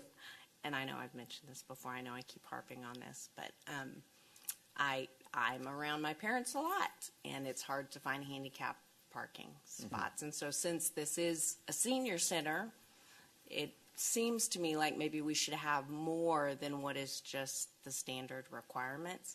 And then in addition to that, of course, you can swing in and drop off somebody, but if someone's trying to walk from a handicap spot, I couldn't zoom in on the handicap spots. So there are 6 handicap spaces here, and there are 3 more back here. Okay. That they could park. Now, these also could be used for the Children's Advocacy Center, which has an entrance off of this side for privacy reasons. Great. And so the walk from those parking spaces, the handicapped, what does that look like in the middle? Is that cement? Yes, it would be a very accessible route to come. So a ramp up from the parking space onto a cement sort of drive? Yes. And then all the way through under the porte-cochere, it's a smooth run? Yes, ma'am. Absolutely. Wonderful. It would be designed absolutely. As a matter of fact, the front doors would be both sides of the airlock vestibule would be automatic doors that would open as they come to it. We're trying to create something that is universally designed, and not just handicap accessible, but for all ages. The restrooms at this point don't have doors. They're more like an airport style, so you don't have to fight the door if you're going in there with a walker or a wheelchair. You mean no outer door? Yeah, the stalls Just have checking. doors. Yeah, the stalls have doors. Okay, I like it. Thank you. Yeah. Any other questions on the site plan? How about Ms. Shepherd? Would you like any questions on the schedule? No, sir. It hasn't changed much in scope, really, since we saw this last layout, right? Just lots more detail. Yes. But the general. Mm-hmm. Okay. I like it. So this is a floor plan, and we've actually added an additional slide and passed it out to you as a handout where we've added some color blocks to it to make it a little more legible. So I'm going to pass this slide. This is really just showing that we are pretty advanced in the development of the project. But if you look at this slide, you'll get a better understanding of the activity spaces. And so as you can see, this is the kind of porte-cochere covered area. You've got the vestibule here as you come in. There's a reception desk in this location, and that is kind of connected adjacent to the offices. And then the three walls here that ring the courtyard will all be substantially glass. The courtyard will be very nicely landscaped so that it can be used for events, certainly for senior events as well as just relaxing.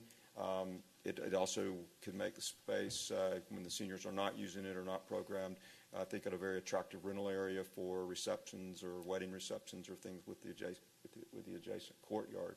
If we go to the left or upward, you'll see that there are the restrooms here. There's some service spaces in that area.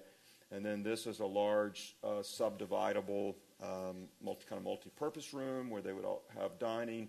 There's a window that connects directly into kind of a commercial kitchen where the Meals on Wheels would be prepared, or any other meals that would be done to serve the seniors' needs. And then if we come back this way, past the offices, there is an activities space in this area, a fitness area, and a game room. And then at the end of the building here is the Children's Advocacy Center with a door facing to the east for privacy reasons, to give them separate use.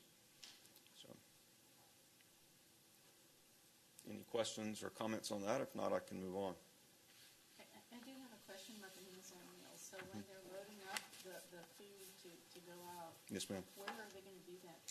So that'll happen from here out the door here out into that parking lot that's there.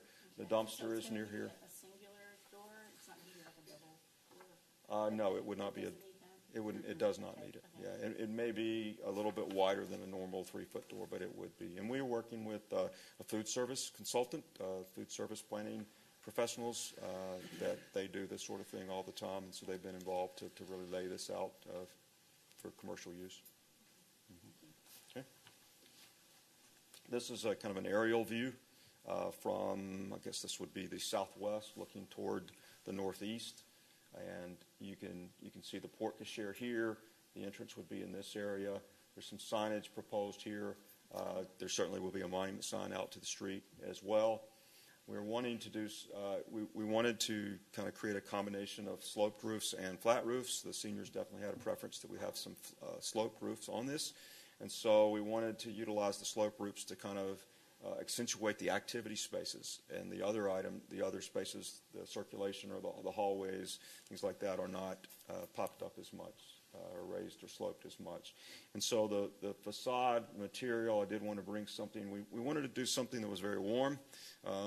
Aesthetically, the preference was the look of wood, but for longevity purposes, we're actually proposing a fiber cement board, which from a distance you're not going to know it's wood, but it will last and be durable. So I they specifically bring this, I figure this would be the most concern. It's a little heavy. You want to grab it with 2 hands and then try to pass it down there. That might be interesting if you put your hands on that. And then at this point, we're looking at a very highly reflective galvalume standing seam metal roof to reflect the heat, to make it a little more reflective. So does the color, I'm sorry. I think the color is accurate. Does the color go through? It doesn't? No, So it would have to be resurfaced at some point or It would be if painted? if it was damaged, yeah. It would, Okay. but it's extremely hard, so Yeah. it would take quite an abuse. I don't think that was the question about if it was damaged. It's just talking about general wear and tear at some point. What's the lifetime on it? Oh, it's. I'll check the warranty on it. I don't know the answer, but it's a 40-year, 50-year material. It looks like a absolutely. very durable product. Yeah. I'm just talking about the coloration. It's not going to fade. It would be fully warranted for fade resistant and color Okay. resistance. Absolutely. I mean, it's not an inexpensive material by any means, but it is an affordable. It's a good value. It looks nice. Thank you. Thanks for bringing that. And then if we look at it, I won't spend much time on these. These are just the kind of the two-dimensional elevations. What side of the building? This South faces Street Municipal side. Drive. So this would actually be kind of the porch area facing Municipal Drive, and then that's the porte cochere there. And then this would be the main facade, as you're viewing it from the east, looking, I guess, toward the parking east, lot. from the west towards the east. It's pretty. And then this is the north facade, so you can see all the glass out of the multi-purpose room. And then there are some even clearer stories on some of the activity spaces catching north light to bring it down into the room. This is the view from the courtyard. So this is kind of this is the area that's the courtyard. And then this is kind of showing you a lower level view of what you'd see driving up to the facility. More of an actual area. We're not really showing this in great detail, but this is that walkway you were asking about for the seniors walking in. And then kind of the final view from the opposite side of the walkway. So in regards to the materials being used, that's a lot of glass in our heat. How is that dealt with? Yeah, absolutely. We've taken great care to treat this. So let me see if I can give you so if we look here at this facade, for instance, you can see that this is the west facade. And so the main glass is protected by the porte cochere in terms of the shade. And then we've created a shading device out here in front of the glass that looks into or looks out from the offices. And we put the offices in this location specifically to allow the staff to be able to visually supervise the parking lot and the entrance. So that's the predominant area of glass on the west facade. Let's see. And then if you look at the south facade, you can kind of see the overhangs, the trellis out here, and so we're trying to shade it. Similarly, in this back in this area, it's a little difficult to see. We've got an overhang where the glass is out of the courtyard. So a lot of the glass. Can you go to the north and the south sides, please? I think those went by quick. Okay, sure. There. Oh, that's the south. What That about is the the north south. side of the building? Okay, so that, That's the for north. example, how is that shaded? It's the north that won't get direct sun. Okay. It might get very late sun late in the summer when the sun swings around a little bit more, but it would be pretty late, in 7, 8 Great o'clock at light. night. That's great. Good questions. Thanks. Okay. Thank you very much. The seniors are very excited. Good. So all good news so far. Now, unfortunately, here come the challenges. I think you already knew this was coming, right? So this was kind of the budget that you gave us approved when we were with you in April at $4.2 million. So we were projecting at that time $350 per square foot for the building, and at that time it was accurate. If things hadn't changed in our market since then, it would still be accurate. Unfortunately, at this point, we are substantially over that. We are projecting at this point, when it would be bid next summer, that we will probably be around $5.1 million, so about $900,000 more. So what's happened in our market throughout the state, and particularly in the I-35 corridor, really from San Antonio to the Red River, a couple of things. One, we're all flush with construction, and it's hard to get people even to bid projects, and they're very selective. There's a shortage of subcontractor trade, and so prices are running really high. On top of that, the tariffs, the impact of the tariffs on steel, aluminum, metal products went into effect in June. That's a 25% increase, tariff increase on anything that has metal. So we're talking anything from the aluminum frames of the windows to the structural steel to the rebar in the concrete to studs in the walls. What we're seeing and what contractors are telling us, that 25% on the steel prices translates into about a 16 to 18% increase across the board on construction costs. And then when you factor in the shortage of, or the, I guess, excess amount of work really at this point, we're seeing just since the spring, we're seeing costs on all kinds of projects range 20 to 25% higher. And that's kind of built into this estimate right now. We've got many examples of that, unfortunately, with a number of projects. Certainly all kinds of construction and architectural firms are struggling with the same challenges. One case in point, we're working on another project with a construction manager that does a lot of school systems and schools, and they, for a specific school district, they built in the spring, or they bid in the spring and April, a prototype school for a school district. They bid the exact same school for the same district on another site last month, and it came in 22% higher, and there were no appreciable differences in the site. It was just due to really the tariffs and inflation. So this is what we're struggling with. So I want to give you a little bit of idea kind of where we're at. There is, I'm just showing you a cover sheet, right? We've got an entire takeoff of every division and quite a lot of paperwork behind what you see on the screen. So the let's see if I can make this. This is an interesting thing because if I point it to you have to point it left before where it hits. So if you look here, the direct cost is $4,438,000. I kind of rounded it to $4,439,000. So that's kind of right now the direct cost of what the numbers are coming in at. The estimating company, which is a third-party company that we've hired, they're carrying $486,000 what they call design evolution. So at this point, we're still early in the process. We've got detailed documents, but they're nowhere near the detail that they will be. And so they can only, estimate what they see and what they can anticipate.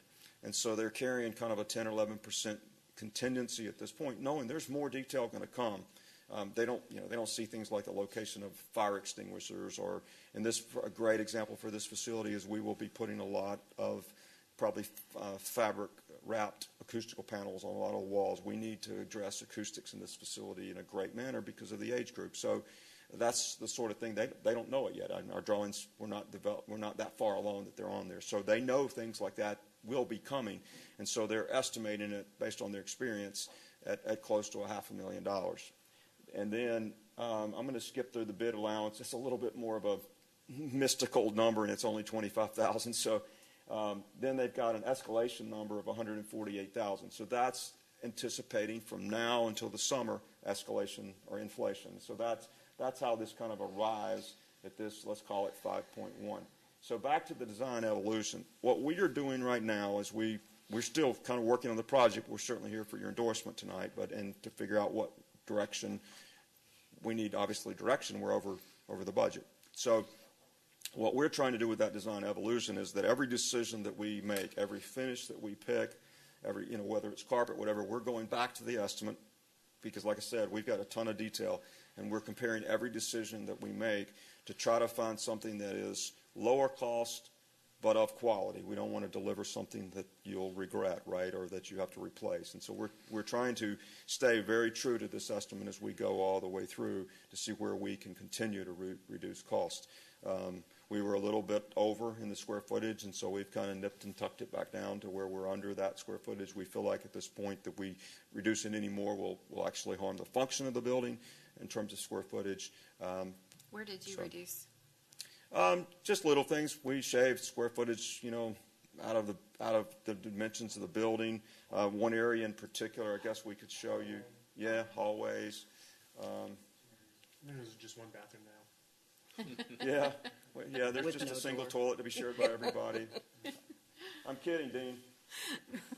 You're doing good. Thanks. So, for instance, we did have this hallway here going all the way down to the end of the building, but this is the Children's Advocacy Center, and so there's not necessarily a need to connect down there. In the future, you could extend it if something changed. We brought it down just far enough to connect to get you into the game room, and then left the glass here facing out instead of having that hallway go further down. Lost a little bit, but not really a lot. So something like that, but not really anything that affects the square footage or the function. I don't want to dissect your design, but there Cool. is a lot of metal on the exterior, and you're talking about how the metal was one of the most expensive increases you've seen. Is there any way you could What kind of metals are you thinking that there's a lot of? I'm assuming they're the metal exterior, the portico share, and the verticals. Isn't a lot of that steel? Yeah, it would be probably aluminum, but yes, ma'am, metal. You're talking about like this area or here? All of it. Wherever Most of this there's is metal. structural, so Okay. we might be able to. Well, obviously, we don't want to change structural. Right, we might be able to pare that down a little bit, but yeah. Okay. Was there an increase on glass or not? In the costs, glass has been pretty consistent. It's not so much up right now. Yeah. It's really the labor costs that we're seeing, and then the steel and aluminum material costs. I'm confident you're looking at every detail. It was just an observation. It's all great. Yeah, Okay. we'll look at it again. Well, we do have a person who wants to speak on this item, so I'd like to call that person forward at this time.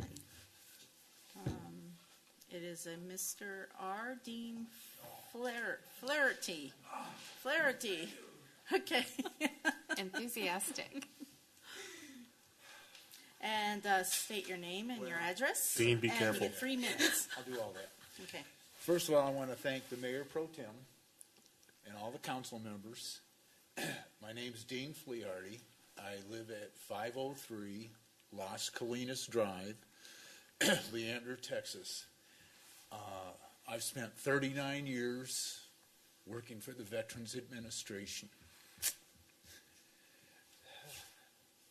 Okay, I'm good. Well, half of my career was spent working with the blind, and every time I think of the veterans, don't turn that on. So, the reason I came and wanted to speak was just to say thank you to all of you. You placed me on this committee. I'm very appreciative of this committee. The way he spoke to you is exactly how he talks to all of us. He's just calm. You didn't ask one question that we haven't already asked. We know where every room should be. We know why it should be there. We know the hallways. We know everything. And he and Mr. Tummins have led our committee right down a great path. Any question, we've answered it. We're excited. The process has been good.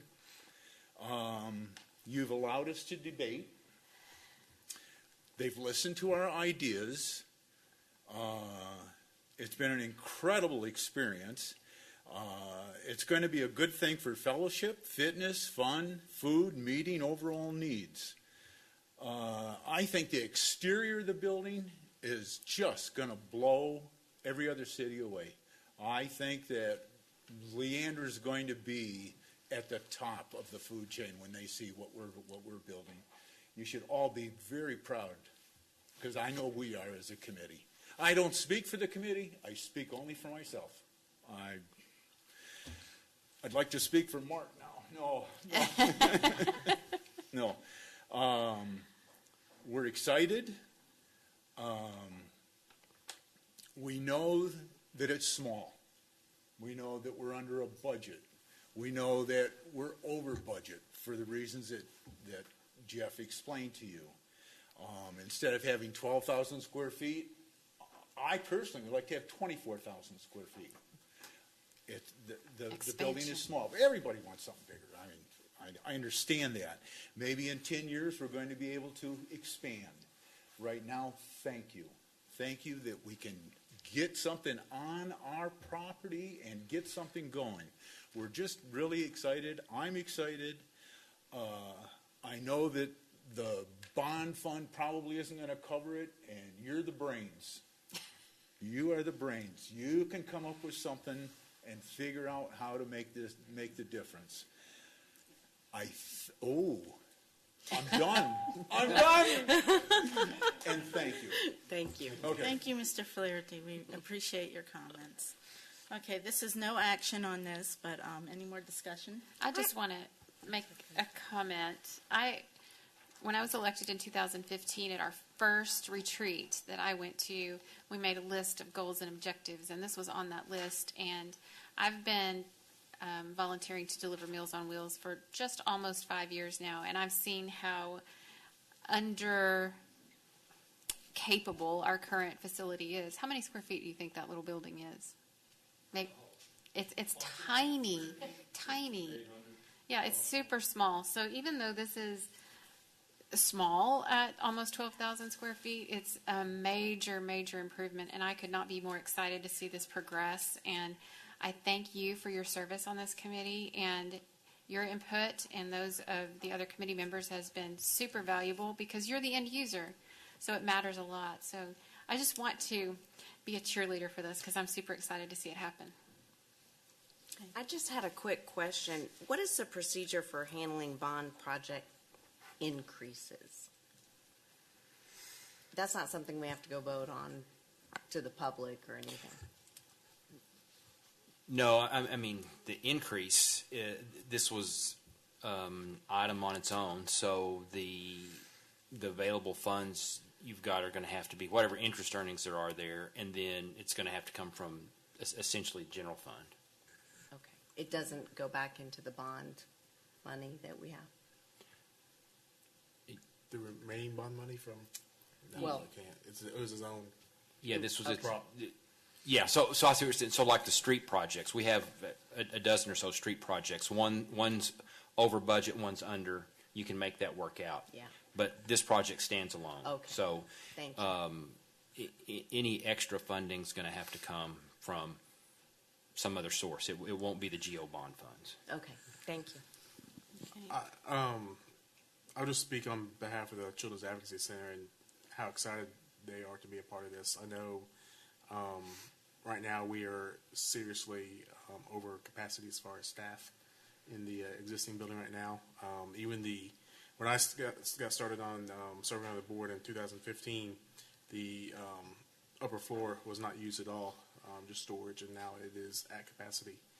And this year, I think we're estimated right now to see over 800 kids, and a lot of those are coming from the Leander Cedar Park area. And so having another place to make it easier on the kids to be able to receive counseling is a huge priority to the Advocacy Center. And we're not just looking at Leander. We're going to be looking at the eastern side of the county to have a similar facility over there too. So on behalf of the Advocacy Center, we really appreciate y'all's work on this. All right, thank you. And Jeff Bula, is that your name? Was that okay? Thank you very much for your presentation, and thank you, Mark. Appreciate it. Okay, we'll move on to item number 20, which is discuss and consider action on casting ballot for representative member of the Board of Directors of the Travis Central Appraisal District. And we'll have Robert Powers come forward to present.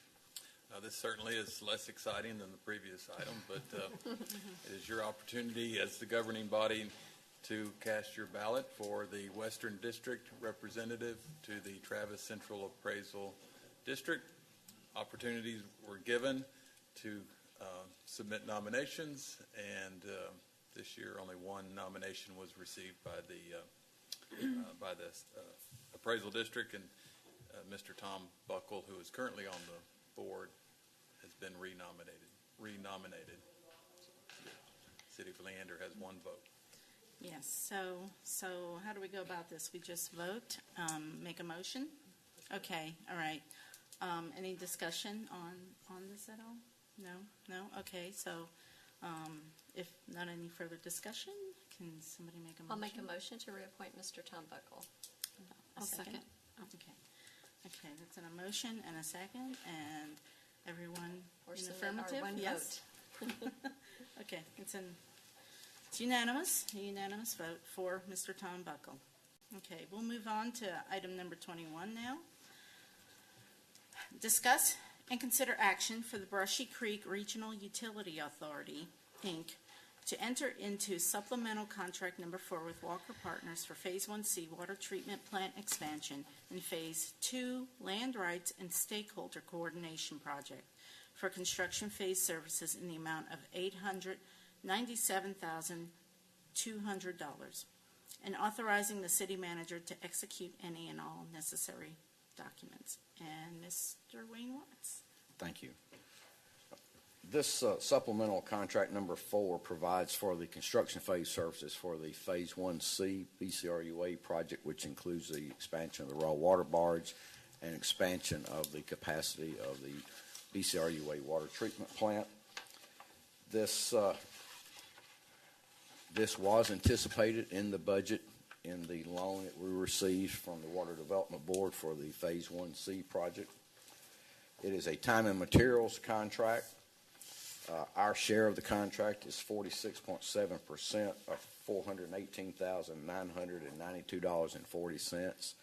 This action is required by the bylaws of the BCRUA because it's in excess of $500,000, and so each of the 3 city councils and the board of the BCRUA have to approve this process.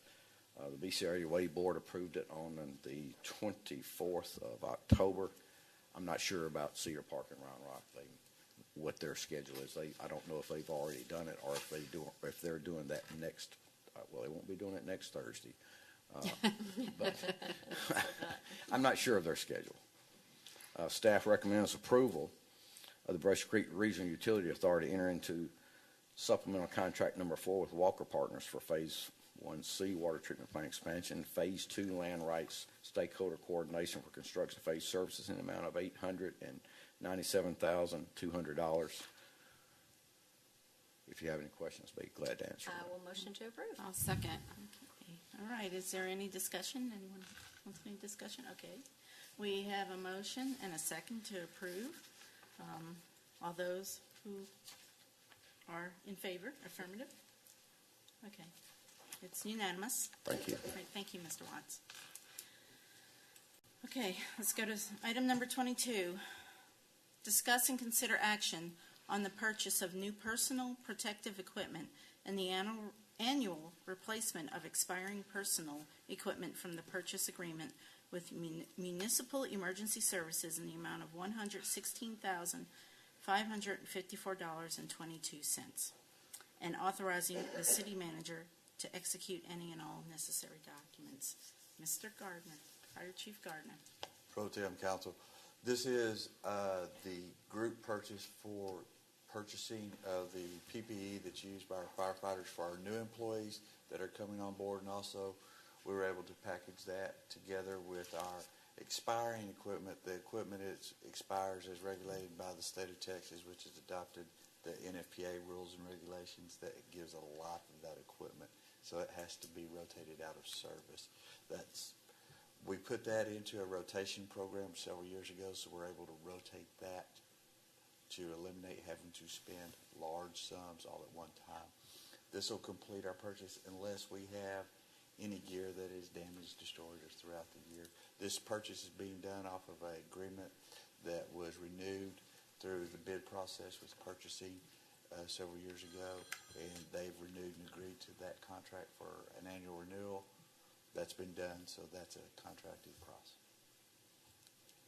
Be 12 new sets, and then the replacement gear sets will be for additional personnel. What do y'all do with the old sets that are expired? The old sets have to be tagged and be training, and it has to be tagged and marked. Those sets that we don't use for drag training or drag training, or they're used for non-rescue related training, then has to be destroyed. The serial number has to be logged, and we have to track that and report that back to the state and keep track of that for 10 years. Details. Lots of details. I'll motion to approve. I'll second. Okay, there's a motion to approve and a second. Is there any discussion? Anybody? Okay. All those in favor? Okay, it's unanimous. Come see me, Councilman. We'll work it out. Okay.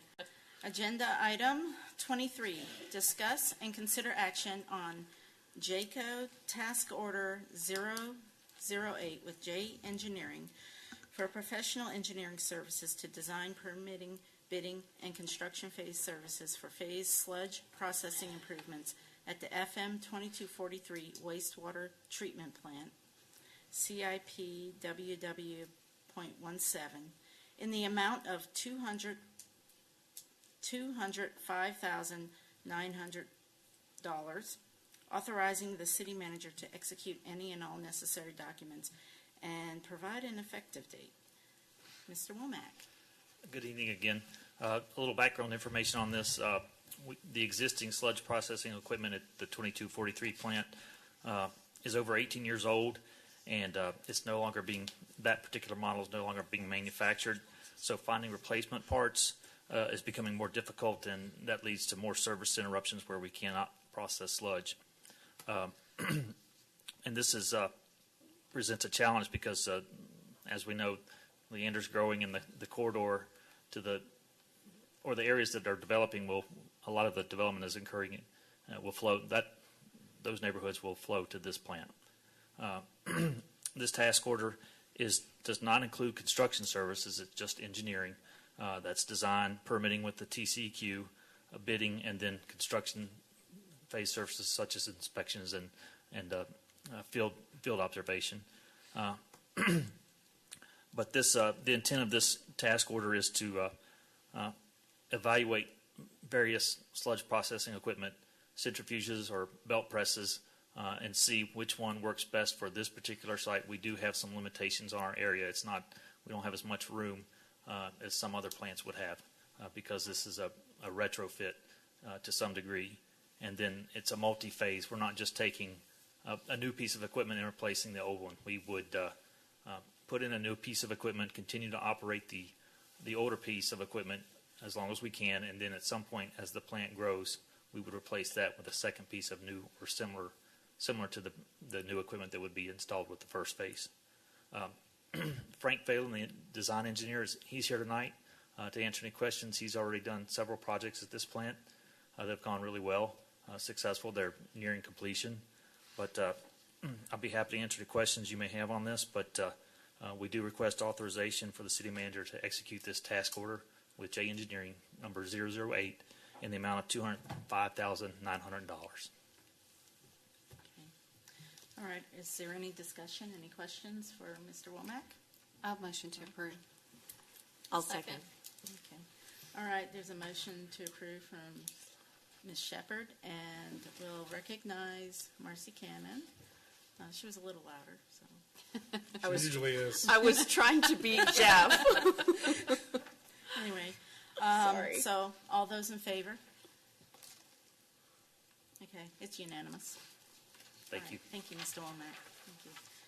Okay, that's the end of our meeting. Council member closing statements. We'll start with Andrea Navarrete. Is there anything? Yes, I actually have none this evening. Hope everybody has a very blessed Thanksgiving and enjoy your families and your time with one another. We have a lot to be thankful for around here. Okay. I agree. We do have a lot to be thankful for. I just want to, again, express my appreciation to our Parks Department as well as to Ms. Howell and Ms. Thompson for making our Veterans Day celebration one to definitely remember for a long time. we appreciate you guys getting Mr. Hamilton here and helping us honor him and making us aware of his very being. It was a great celebration, and can't wait to next year and see how we outdo it. Thank you, Councilwoman Shepherd. And Councilwoman Cannon, do you have any comments? Of course, I'd like to continue to thank the staff for the Veterans Day. It was really amazing. And just have to shout out to the fact that we have a Chick-fil-A, groundbreaking. Yes. I'll be first in line. And I also, in the engineering review, I read that in detail, and I know a lot of those subdivisions, and y'all's caseload is amazing for the fact of how you're turning it through. I just wanted to tell you thank you for that. And Thanksgiving. I hope everyone has a great Thanksgiving and safe. Okay, Councilman Seiler.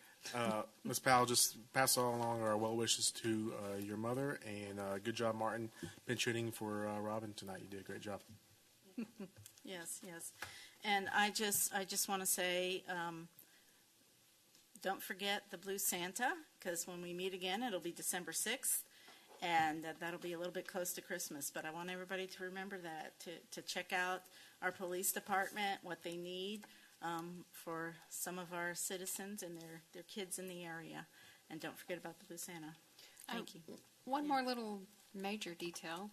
Our Old Town Christmas Festival is December 1st, and that is one of my favorite things that we do all year. So look forward to seeing everybody there, and want to make sure that everybody remembers that's happening. Oh, okay. Yes, definitely. Well, and now to close the meeting. So be it. Okay, it's closed at 8:29.